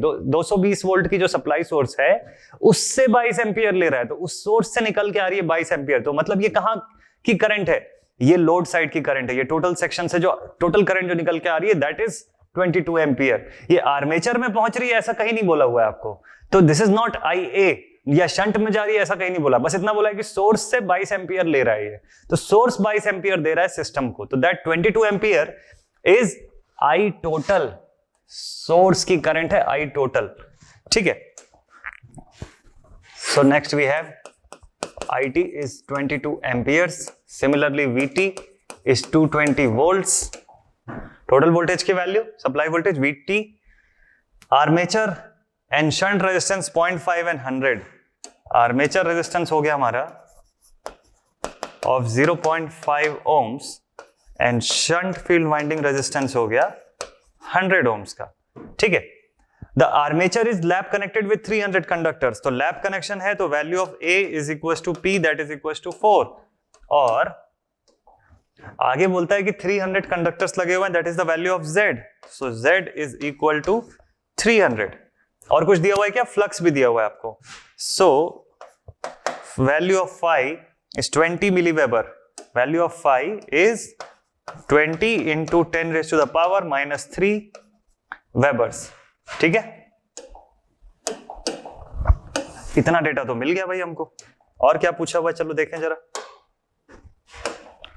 आगे बोलता है कि अब कैलकुलेट करो इसका स्पीड और टॉर्क, तो मैं लिख देता हूं इसको भी कि to find the speed n and torque tau a। ठीक है, देखते हैं मशीन का पहले सबसे पहला काम क्या करना चाहिए हमको, सर्किट डायग्राम ड्रॉ करना चाहिए। सर्किट डायग्राम ड्रॉ कर लेता हूं। डीसी शंट मोटर है ना ये, तो डीसी शंट मोटर के केस में कुछ ऐसा सर्किट डायग्राम मेरे पास आना चाहिए। ठीक है, ये मशीन को मैंने ड्रॉ कर लिया और इसकी शंट फील्ड की वाइंडिंग लगा देता हूं यहां पे, ऐसा कुछ हो गया। क्लियर? अब इसके आगे हम लोग देखते हैं कि यहां पे मोटर है तो बैक ईएमएफ होगा EB। Then what will we have, value of RA, armature resistance 0.05 है क्या? Sorry, it is 0.5 only, 0.5। ठीक है, वैसे ही similarly we have the value of RSH। RSH is nothing but 100 ohms। ठीक है, फिर यहां से हमारे पास VT की वैल्यू है 220 volt, this is the value of यहां से यहां तक का VT। Then we have the value of IT, total current IT is 22 amperes, इतना ही है ना, इट इज 22 एम्पियर्स, राइट। ठीक है, इतना डेटा तो अवेलेबल है हमारे पास। आगे देखते हैं और क्या कर सकते हैं। क्वेश्चन में अब जो पूछा हुआ है उसके बेसिस पे अगर आप सोचो क्वेश्चन में जो पूछा हुआ उसके बेसिस पे अगर आप सोचो तो आपके माइंड में ये आएगा कि हमको स्पीड फाइंड करना है, ठीक है।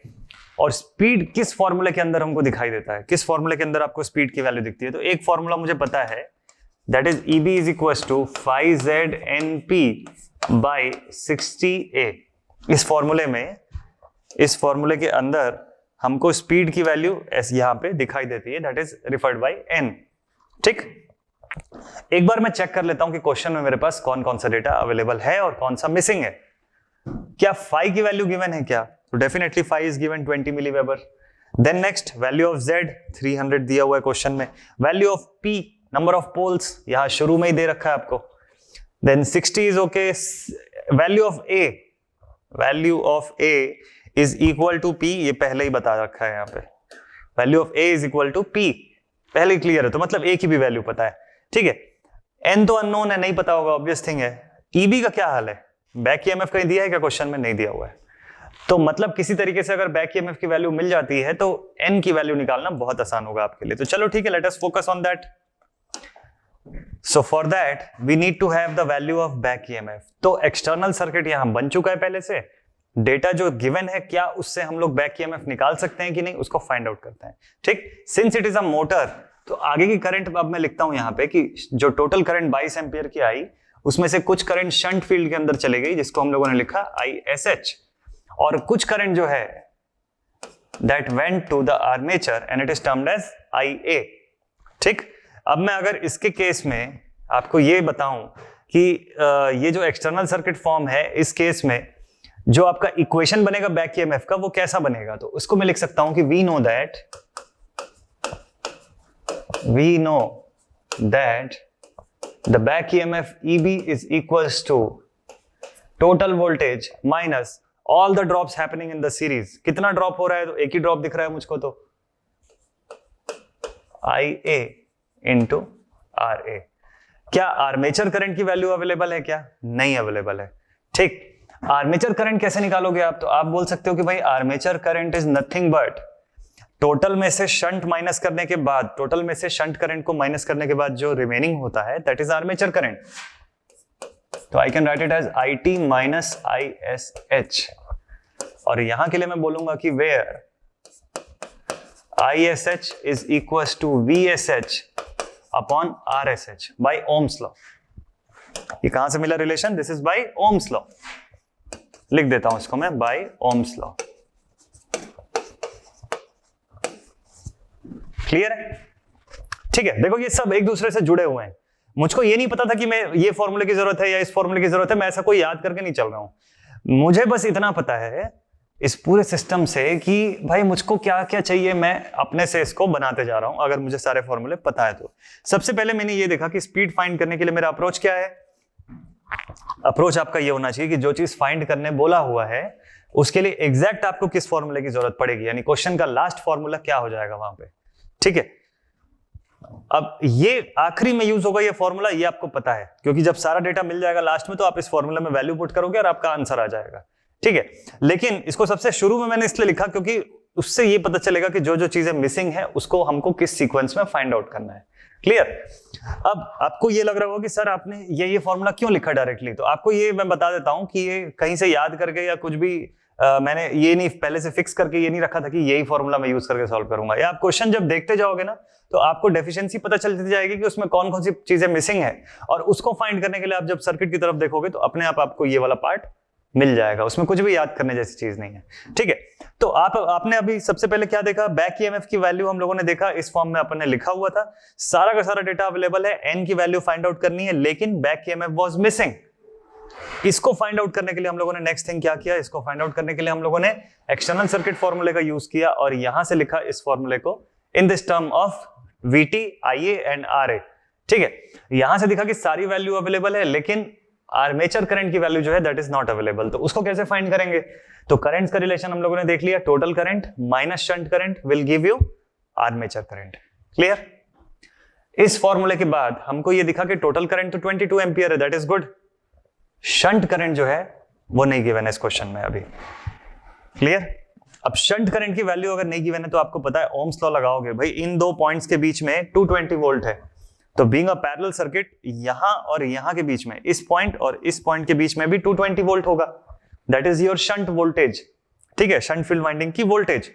रेजिस्टेंस इसका ऑलरेडी 100 है। ठीक, तो करंट निकालनी है तो सिंपल सा चीज है, आप ओम्स लॉ अप्लाई कर दोगे यहाँ पे। अब ओम्स लॉ जब आप अप्लाई कर रहे हो तो देखो इसके अंदर वैल्यू क्या डलेगी। So therefore ISH will be equal to, भाई शंट फील्ड वाइंडिंग का वोल्टेज है 220, it is 220 volts whole divided by shunt field section का resistance of 100 ohms. So it will give you the shunt field current of 2.2 amperes. Shunt की current की value है 2.2 amperes. अब आगे की calculation पे चलते हैं जरा, नेक्स्ट कैलकुलेशन पे चलते हैं। तो शंट फील्ड वाइंडिंग की करंट को आप कहां पे यूज करोगे, आप इस पॉइंट पे यूज करोगे। ठीक है, आप इस करंट को इस डेटा के अंदर यूज करोगे और इससे मिलेगा आपको क्या, आर्मेचर करंट। आर्मेचर करंट जो मिलेगा उसको आप यहां पे यूज करोगे इस पॉइंट पे, तो उससे मिलेगा बैक ईएमएफ। अब रिवर्स ऑर्डर में पूरा प्रोसेस कर रहे हैं हम लोग। ठीक है, बैक ईएमएफ की डेटा को आप इसके पिछले वाले पार्ट में पुट करोगे तो वहां से मिलेगा आपको एन, और यही पूछा हुआ है क्वेश्चन में। ठीक है, ऐसा अप्रोच करना चाहिए आपको भी। चलो नेक्स्ट आगे देखते हैं। सो देयरफॉर putting the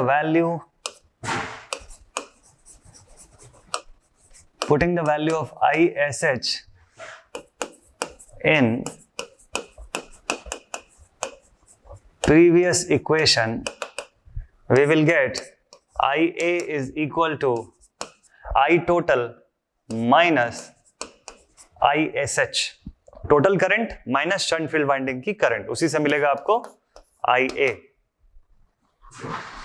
तो इट इज 22 माइनस 2.2 19.8 एम्पियर्स। यहां से मिल गया हमको अब किस चीज की वैल्यू, हमको यहां से मिल गई आर्मेचर करंट की मैग्नीट्यूड। ठीक है, अब इस आर्मेचर करंट की मैग्नीट्यूड को कहां पुट करना है आपको, बैक ईएमएफ कैलकुलेट करने वाले इक्वेशन में पुट करना है, यानी कि इस इक्वेशन के अंदर पुट करना है। ठीक है, तो मैं फिर से यहां पे एक बार लिखूंगा कि अगेन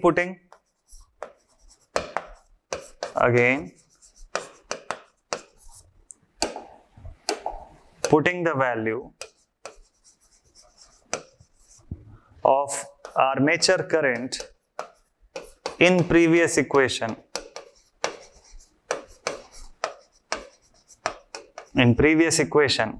we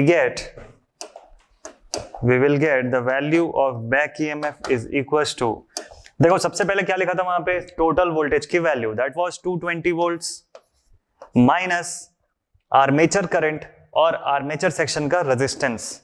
तो माइनस आर्मेचर करंट की वैल्यू है 19.8 और रेजिस्टेंस था वहां का 0.5। ठीक है, अब इसको आगे सॉल्व कर लेते हैं जल्दी से। So therefore the value of back EMF is, solve कर लो आप लोग भी मेरे साथ। So 220 minus 19.8 into 0.5, सॉल्व कर लिया। आर्मेचर सेक्शन की करंट को भी पुट कर लिया था, तो बैक ईएमएफ हमारे पास आती है यहां से 210.1 वोल्ट्स। 210.1 वोल्ट्स। क्या ये आंसर है? No, this is not the answer. Answer is yet to come. आपको क्वेश्चन में कुछ और पूछा हुआ है, आपको क्वेश्चन में बैक ईएमएफ नहीं पूछा हुआ है, आपको पूछा है स्पीड। स्पीड निकालने के लिए बैक ईएमएफ की जरूरत है। यानी अब यहां का जो इक्वेशन था, जो हमारा ये इक्वेशन ए जो है फर्स्ट वाला, इसका पूरा डेटा अवेलेबल है, एन की वैल्यू यहां से अब आप आसानी से निकाल सकते हो। तो चलो यही काम करते हैं। तो अब इसमें लिख लेते हैं कि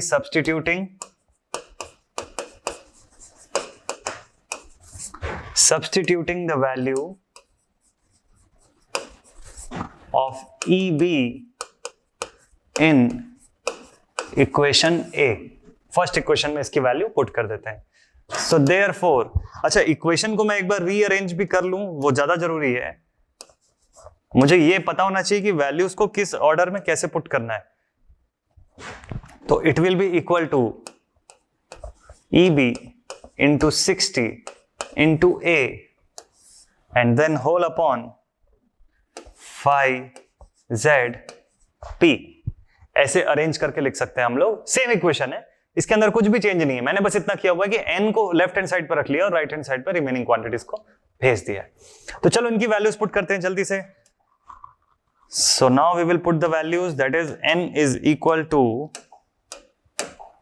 बैक ईएमएफ की value that is 210.1 into 60 into A की वैल्यू याद रखना आप लोग, since it was lap winding तो A will be equal to P, ठीक है। And then the value of flux, तो फ्लक्स की मैग्नीट्यूड आपको गिवन है, it is 20 milliwebers, so we will put 20 into 10 raise to the power -3 into value of Z is 300 and P is 4। Solve कर लेते हैं इसको जल्दी से। तो it will be 210.1 into 60 into 4 and then whole upon 20 into 10 raised to the power -3 into 300 into 4। तो final value speed की हमारे पास आती है, यहां से फाइनल वैल्यू स्पीड की आती है n is equal to 2101 RPM, rotations या रेवोल्यूशंस पर मिनट।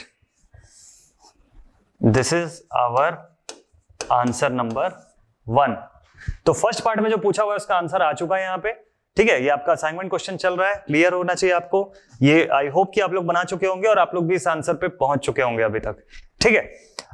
आगे बढ़ते हैं और लास्ट में पूरा क्वेश्चन खत्म करने के बाद आपको इसका ओवरऑल रिव्यू देता हूं। अभी क्वेश्चन बचा हुआ है थोड़ा सा और। क्वेश्चन में आपको एक और चीज पूछा हुआ था, थोड़ा ध्यान देना। You were also asked the value of tau A, armature torque की वैल्यू कितनी है, ग्रॉस टॉर्क इसके अंदर कितना बन रहा है। तो टॉर्क की वैल्यू निकालने के लिए हमारे पास फॉर्मूला क्या होता है, पहले तो वो पता होना चाहिए आपको। सो केस 2 लेते हैं या सेकंड पार्ट शुरू करते हैं।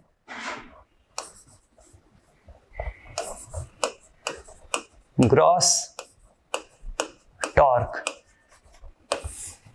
ठीक है। तो वी नो दैट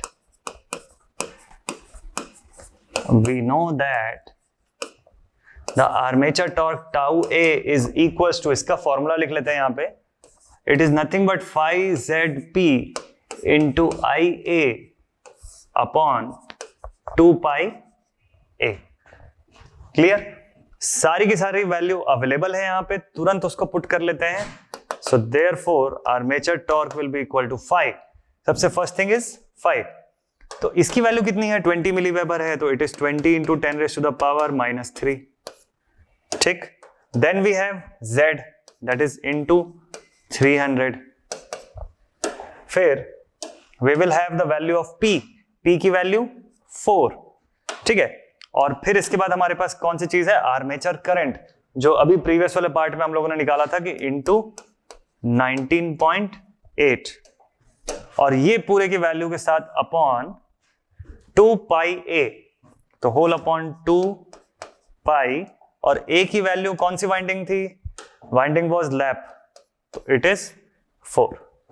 सारा डेटा आपको क्लियरली दिख रहा होगा अलग अलग सेपरेटली। ये फ्लक्स है, Z है, पोल्स है, IA की मैग्नीट्यूड 2 पाई और A की वैल्यू। सॉल्व कर लेते हैं, आप लोग भी सॉल्व करो, और अगर कर चुके हो तो चेक कर लेते हैं जल्दी से। 20 into 10 raise to the power -3 into 300 into 4 into 19.8 whole upon 2 pi into 4। और यहां से आर्मेचर टॉर्क की मैग्नीट्यूड जो मेरे पास आई है दैट इज 18.907, चेक कर लो आप लोग भी, 18.907 न्यूटन मीटर। अगर ये वैल्यू आप लोगों की भी आई है तो मतलब क्वेश्चन आपने बिल्कुल करेक्टली सॉल्व कर लिया है, समझ गए हो आप लोग पूरा कंसेप्ट, और चीजें अब आपसे बनने लग गई हैं और बननी भी चाहिए। क्लियर है, बिल्कुल अच्छे से आप लोग अब बना लोगे क्वेश्चंस को, ठीक है। चलो क्वेश्चन का एक क्विक सा ओवरव्यू ले लेते हैं, देखते हैं कि कैसे हम लोगों ने इस क्वेश्चन को सॉल्व किया था। तो right from the beginning late us start the same question. Question में आपको क्या क्या डेटा गिवन था पहले उसको समझते हैं। तो देखो इस न्यूमेरिकल में आपको क्या क्या दिया हुआ था। सबसे पहले you were given the value of poles, total current, total voltage, armature resistance, shunt resistance, value of A that is the number of parallel path या slot, value of Z and flux per pole. इतना कुछ आपको पहले से given था। फिर आपको पूछा हुआ था कि now find the value of speed, कि बताओ कि ये मशीन कितने स्पीड में घूम रही होगी इस केस में, और कितना आर्मेचर टॉर्क इस सिस्टम के अंदर बनता होगा। ठीक है, तो हम लोगों ने क्या किया, सबसे पहले इस मशीन का एक्सटर्नल सर्किट जो डायग्राम था उसको ड्रॉ कर लिया, जो भी रेजिस्टेंसेस, इंटरनल रेजिस्टेंस, जो करंट का जो भी डिवीजन, जितना भी कुछ चीज, जितना भी क्वांटिटी अवेलेबल हो सकता था, सारा का सारा हम लोगों ने इसके अंदर ट्रेस कर दिया। नाउ हमको फाइंड करना था फर्स्ट स्टेप पे क्या, स्पीड। हमको पता है स्पीड किस फॉर्मूले के अंदर आएगा, it will be under the formula Eb is equal to 5ZNP upon 68। लेकिन ये भी पता है साथ में कि ये फॉर्मूला सबसे आखिरी में यूज होगा, आखिरी में इसके अंदर डेटा पूरा कंप्लीट जब आ जाएगा तो पुट कर देंगे। ठीक है, तो हम लोगों ने देखा कि इस पूरे फॉर्मूले के अंदर देखो, मैं आपको जो चीज बता रहा हूं ना, दैट इज द कंसेप्ट। मैं आपको एक्चुअल में ये पूरा क्वेश्चन सॉल्व कराना मेरा मोटिव नहीं है, ठीक है, या आप इसका सोल्यूशन एक एक स्टेप में क्या क्या करना है वो समझाना मोटिव नहीं है। मेरा मोटिव यही बस है कि मैं आपको कंसेप्ट बताऊं। देखो फॉर्मूला तो आई होप कि आपको याद हो चुका होगा, पता चल गया होगा अभी तक कहां कैसे कौन सा फॉर्मूला लगेगा।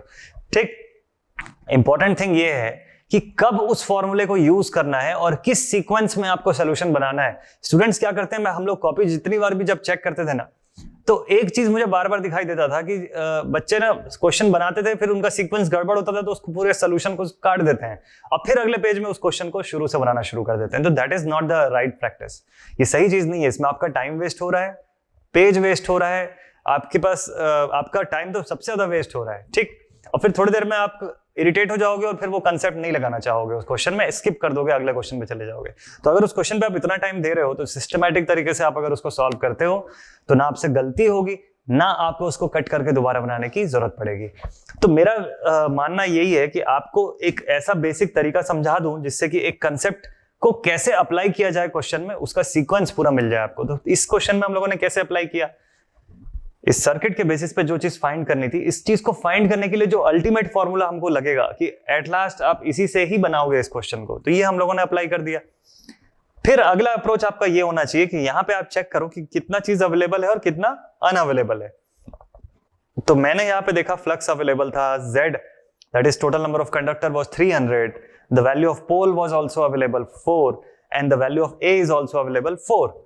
The only missing part in this question was the value of back EMF, clear? और back EMF का calculation is not that tough if you have this much of data present in your numerical. Numerical में अगर इतना कुछ data available है तो back EMF निकालने का एक और तरीका है। देखो N निकालने के लिए ये फॉर्मूला, लेकिन back EMF के लिए तो एक और फॉर्मूला है हमारे पास। On the basis of external circuit section, we have EB is equals to VT minus IARA, clear? ये फॉर्मूला हम लोगों ने लिख दिया यहाँ बोर्ड पे। इस फॉर्मूले को लिखने के बाद सेम अप्रोच किया। क्या अप्रोच किया मैंने, इसमें से मैंने ये चेक किया कि कौन कौन सा डेटा अवेलेबल है और कौन सा मिसिंग है। तो मुझे पता चला VT वाज अवेलेबल, ठीक, RA वाज अवेलेबल, तीन ही तो टर्म है, इसमें से एक ही था जो मिसिंग था and that is armature current. ठीक, तो उससे मुझे अब क्या नीड फील हुई, क्या चीज पता चला, उससे मुझे ये चीज पता चला कि अब आर्मेचर करंट को फाइंड करने के लिए हमको किसी फॉर्मूले की जरूरत है। तो हम चले गए यहाँ इस पॉइंट पे और यहाँ पे इस सर्किट को देख के हम लोगों ने लिखा कि आर्मेचर करंट कितनी होगी, it will B total current minus shunt current, that will be the value of armature current, ऐसा लिखा। फिर इसमें से सेम अप्रोच किया हम लोगों ने। देखो अप्रोच बिल्कुल भी नहीं चेंज हो रहा है मेरा, किसी भी क्वेश्चन में नहीं चेंज हो रहा है, ठीक है। फॉर्मूले सब में अलग अलग अप्लाई कर सकते हैं हम लोग, जो क्वेश्चन में डेटा गिवन है उसके हिसाब से फॉर्मूले अलग अलग लग रहे हैं, लेकिन अप्रोच करने का तरीका एकदम सेम है, एकदम सेम है, नोटिस करना आप लोग। तो मैंने क्या किया, आर्मेचर करंट का ये इक्वेशन लिख दिया और इसमें से फिर से वही चीज किया कि सर्च किया मैंने कि अब कौन कौन मिसिंग है। देखो पहले जो फॉर्मूला लिखा था इसके अंदर कितने टर्म्स थे, 1 2 3 4 5 6, ठीक, 6 में से एक टर्म हमारा मिसिंग था और एक तो फाइंड करना था। तो हम लोगों ने इस 6 टर्म्स को कम करके अब इसको 3 टर्म्स में कन्वर्ट कर लिया, ठीक। अब ये 3 टर्म में से भी एक मिसिंग था, तो अब इसको फिर से कम करके हम लोगों ने 2 टर्म्स कर लिया। अब 2 में से भी एक मिसिंग है, तो इसको फाइंड आउट कर लेते हैं हम लोग। तो हमारा अप्रोच में पता चला कि शंट करंट की वैल्यू अगर पता चल जाए किसी तरीके से तो आर्मेचर करंट निकल जाएगा और आर्मेचर करंट की मैग्नीट्यूड की हेल्प से हम लोग ये सारा कुछ रिवर्स ऑर्डर में सॉल्व कर सकते हैं। तो चलो ठीक है, शंट करंट की वैल्यू निकालने के लिए हमको पता है इस ब्रांच में जाने वाली current is termed as shunt current, और ओम्स लॉ अगर मैं अप्लाई करूं तो इस ब्रांच की कहीं से भी हमको अगर वोल्टेज मिल जाए VSH और RSH वाज ऑलरेडी गिवन, तो इन दोनों के रेशियो के हिसाब से हमको करंट की वैल्यू मिल जाएगी। तो VSH की वैल्यू मुझे कैसे मिली, VSH is equal to VL, ये कंसेप्ट हमको पता होना चाहिए। जो लोड करंट है या VL बोल लो या VT बोल लो आप इसको, ये इस टर्म में अगर आप देखो तो ये both both the voltages will be equal because of parallel connection, parallel combination. तो हम लोगों ने क्या किया, शंट वोल्टेज की वैल्यू पुट किया divided by 100, that gave us the value of shunt current 2.2 ampere. अब प्रीवियस इक्वेशन में पुट किया, कौन से में, इस इक्वेशन के अंदर पुट किया. शंट करंट की वैल्यू अब यहां पे हम लोगों ने पुट किया 2.2 और टोटल करंट की value was already known to be 22 amperes. तो अब इसमें से टोटल में से इसको माइनस कर दिया, यही करना था ना, टोटल में से माइनस करना था शंट करंट को. तो अब टोटल में से जैसे माइनस किया 19.8 मिला आपको आर्मेचर करंट. आर्मेचर करंट की मैग्नीट्यूड को हम लोगों ने क्या किया, फिर से प्रीवियस इक्वेशन में पुट कर दिया. तो प्रीवियस इक्वेशन में जैसे 19.8 पुट किया, आपको बैक ईएमएफ की वैल्यू मिली 210.1 वोल्ट्स. फिर क्या किया, इस बैक ईएमएफ की वैल्यू को सबसे फर्स्ट जो हमारा फॉर्मूला था इसके अंदर पुट कर दिया और n को n से इक्वेट किया इसको.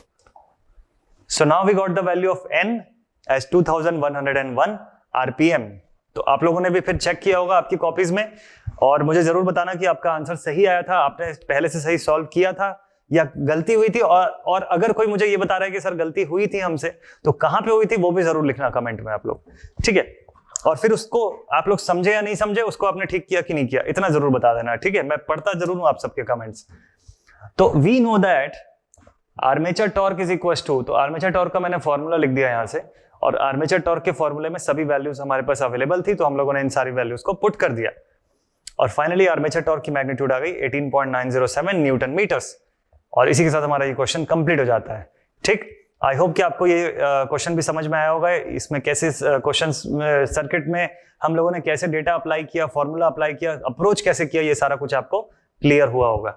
ठीक, तो ये था आपका असाइनमेंट क्वेश्चन. ठीक है, तो आपने असाइनमेंट क्वेश्चन तो बना लिया, देख लिया. अब नया टास्क मिलना भी जरूरी है सो दैट अगली बार के लिए फिर कुछ आप सॉल्व करोगे. ठीक है, आप बोलोगे सर अब तो यूनिवर्सिटी में भी हमको ऐसे असाइनमेंट्स मिलते थे क्लास में और अब यहाँ पे भी मिलने लग गए हैं, लेकिन ये जरूरी है. प्रैक्टिस है ना, न्यूमेरिकल है, जितना प्रैक्टिस करोगे उतना अच्छा आपका कंसेप्ट क्लियर होगा. और अब तो क्लियर हो गया होगा, तो अब तो बनाने में मजा आ रहा होगा आपको. अब आज का असाइनमेंट क्वेश्चन लेके आते हैं बोर्ड के ऊपर. आज का असाइनमेंट जो क्वेश्चन है, मैं हट जाता हूं, आप लोग इसका स्क्रीनशॉट चाहो तो ले सकते हो और रीड कर देते हैं आप लोगों के लिए आज का असाइनमेंट क्वेश्चन जल्दी से. देखो आज के क्वेश्चन में लिखा हुआ है a DC series motor which series and armature winding. ध्यान रखना, पिछले वाले में शंट मोटर था, इस बार थोड़ा सा चेंज होके अब ये सीरीज मोटर के बारे में बात कर रहे हैं हम लोग. DC series motor with series and armature winding की रेजिस्टेंस की दो वैल्यूज गिवन है आपको. एक सीरीज फील्ड की रेजिस्टेंस है RSE की वैल्यू और दूसरा RA की वैल्यू, आर्मेचर सेक्शन की रेजिस्टेंस की वैल्यू है. Ohms respectively is connected across 220 volt supply. ये वैल्यू किस चीज की है आपको देखना पड़ेगा. The armature takes a current of 40 amperes. अब ये करंट कौन सा गिवन है इसको थोड़ा ध्यान से समझना. Armature takes a current of 40 amperes and its speed is 900 rpm. Determine its speed when the armature takes 75 amperes and the flux is increased by 15% due to saturation. Question समझा देता हूं मैं, समझ तो आ गया होगा आपको. ऐसा इससे मिलता जुलता कुछ क्वेश्चन हम लोगों ने बनाया है. ठीक है, समझाता हूं क्वेश्चन. क्वेश्चन में लिखा हुआ है एक सीरीज डीसी मोटर है जिसकी सीरीज फील्ड वाइंडिंग और आर्मेचर वाइंडिंग की दो रेजिस्टेंसेस की वैल्यू गिवन है, जिसको कनेक्ट किया गया है किसी इतने वोल्ट्स की सप्लाई से. आगे लिखा हुआ है कि इस मशीन का आर्मेचर जो है वो 40 एम्पियर की करंट ले रहा है और 900 आरपीएम की स्पीड हमको दे रहा है इसके बदले. ठीक है, तो 40 एम्पियर्स पे इसकी आउटपुट स्पीड जो आपको मिल रही है, क्योंकि मोटर है ना तो मैकेनिकल आउटपुट देगा, 900 आरपीएम की स्पीड से घूम रहा है ये. अब आपको बोलना है कि अब आपको ये बताना है कि अगर आर्मेचर जो पहले 40 एम्पियर ले रहा था, अब अगर वो 75 एम्पियर 75 एम्पियर्स की करंट लेना शुरू करता है और फ्लक्स को भी अब हम पहले जितनी थी उससे बढ़ा देते हैं 15% इंक्रीज कर देते हैं फ्लक्स की मैग्नीट्यूड को, तो आपको बताओ, आपको यहां पे बताना है कि अब इसका स्पीड जो है अब तो 900 नहीं रहेगा, चेंज हो जाएगा. तो अब स्पीड की वैल्यू कितनी हो जाएगी, दैट इज योर क्वेश्चन. ठीक है, तो आई होप कि असाइनमेंट क्वेश्चन आप लोग बना के आओगे अगले वीडियो में, क्योंकि नेक्स्ट वीडियो इस मॉड्यूल 5 का लास्ट वीडियो है. तो डेफिनेटली मैं चाहूंगा कि आप सभी से ये 100% लोगों से ये क्वेश्चन बनना चाहिए. अगर बन गया तो मजा आ जाएगा, बहुत ज्यादा मजा आएगा फिर तो नेक्स्ट वीडियो में, तो उसको एंड अप करने में मजा आएगा. अदरवाइज फिर मुझे फील होने लग जाएगा कि और कुछ क्वेश्चन का सीरीज रखना पड़ेगा हमको इस टॉपिक के लिए. ठीक है, तो अब इस वीडियो को मैं यहीं पे एंड अप करने वाला हूं स्टूडेंट्स। आज के वीडियो में जो भी जितने भी न्यूमेरिकल हम लोगों ने बनाए कॉम्पिटिटिव एग्जाम लेवल के क्वेश्चंस थे, आई होप कि आपको वो समझ आए होंगे, आपने अच्छे से सॉल्व किया होगा और सिंक में हम लोग चल रहे हैं एक दूसरे के साथ। तो आप इन सेम क्वेश्चंस को या इनसे मिलते जुलते जितनी वैरायटीज हैं उनको अलग अलग बुक से आप पढ़ सकते हो, सॉल्व कर सकते हो। ज्यादा से ज्यादा क्वेश्चन बनाओ, उतना ज्यादा अच्छा आपका कंसेप्ट ब्रश अप होता रहेगा। तो चलिए इस वीडियो को अब मैं यहीं पे एंड अप करता हूं। जल्दी मिलते हैं हम लोग अपने अगले वीडियो में। That is going to be the last video for numerical part of DC machines और फिर उसके बाद शुरू होगा हमारा मॉड्यूल नंबर 6। तो इस वीडियो को करते हैं यहीं पे फिक्स और मिलते हैं अपने अगले वीडियो में। Till then, thank you very much students.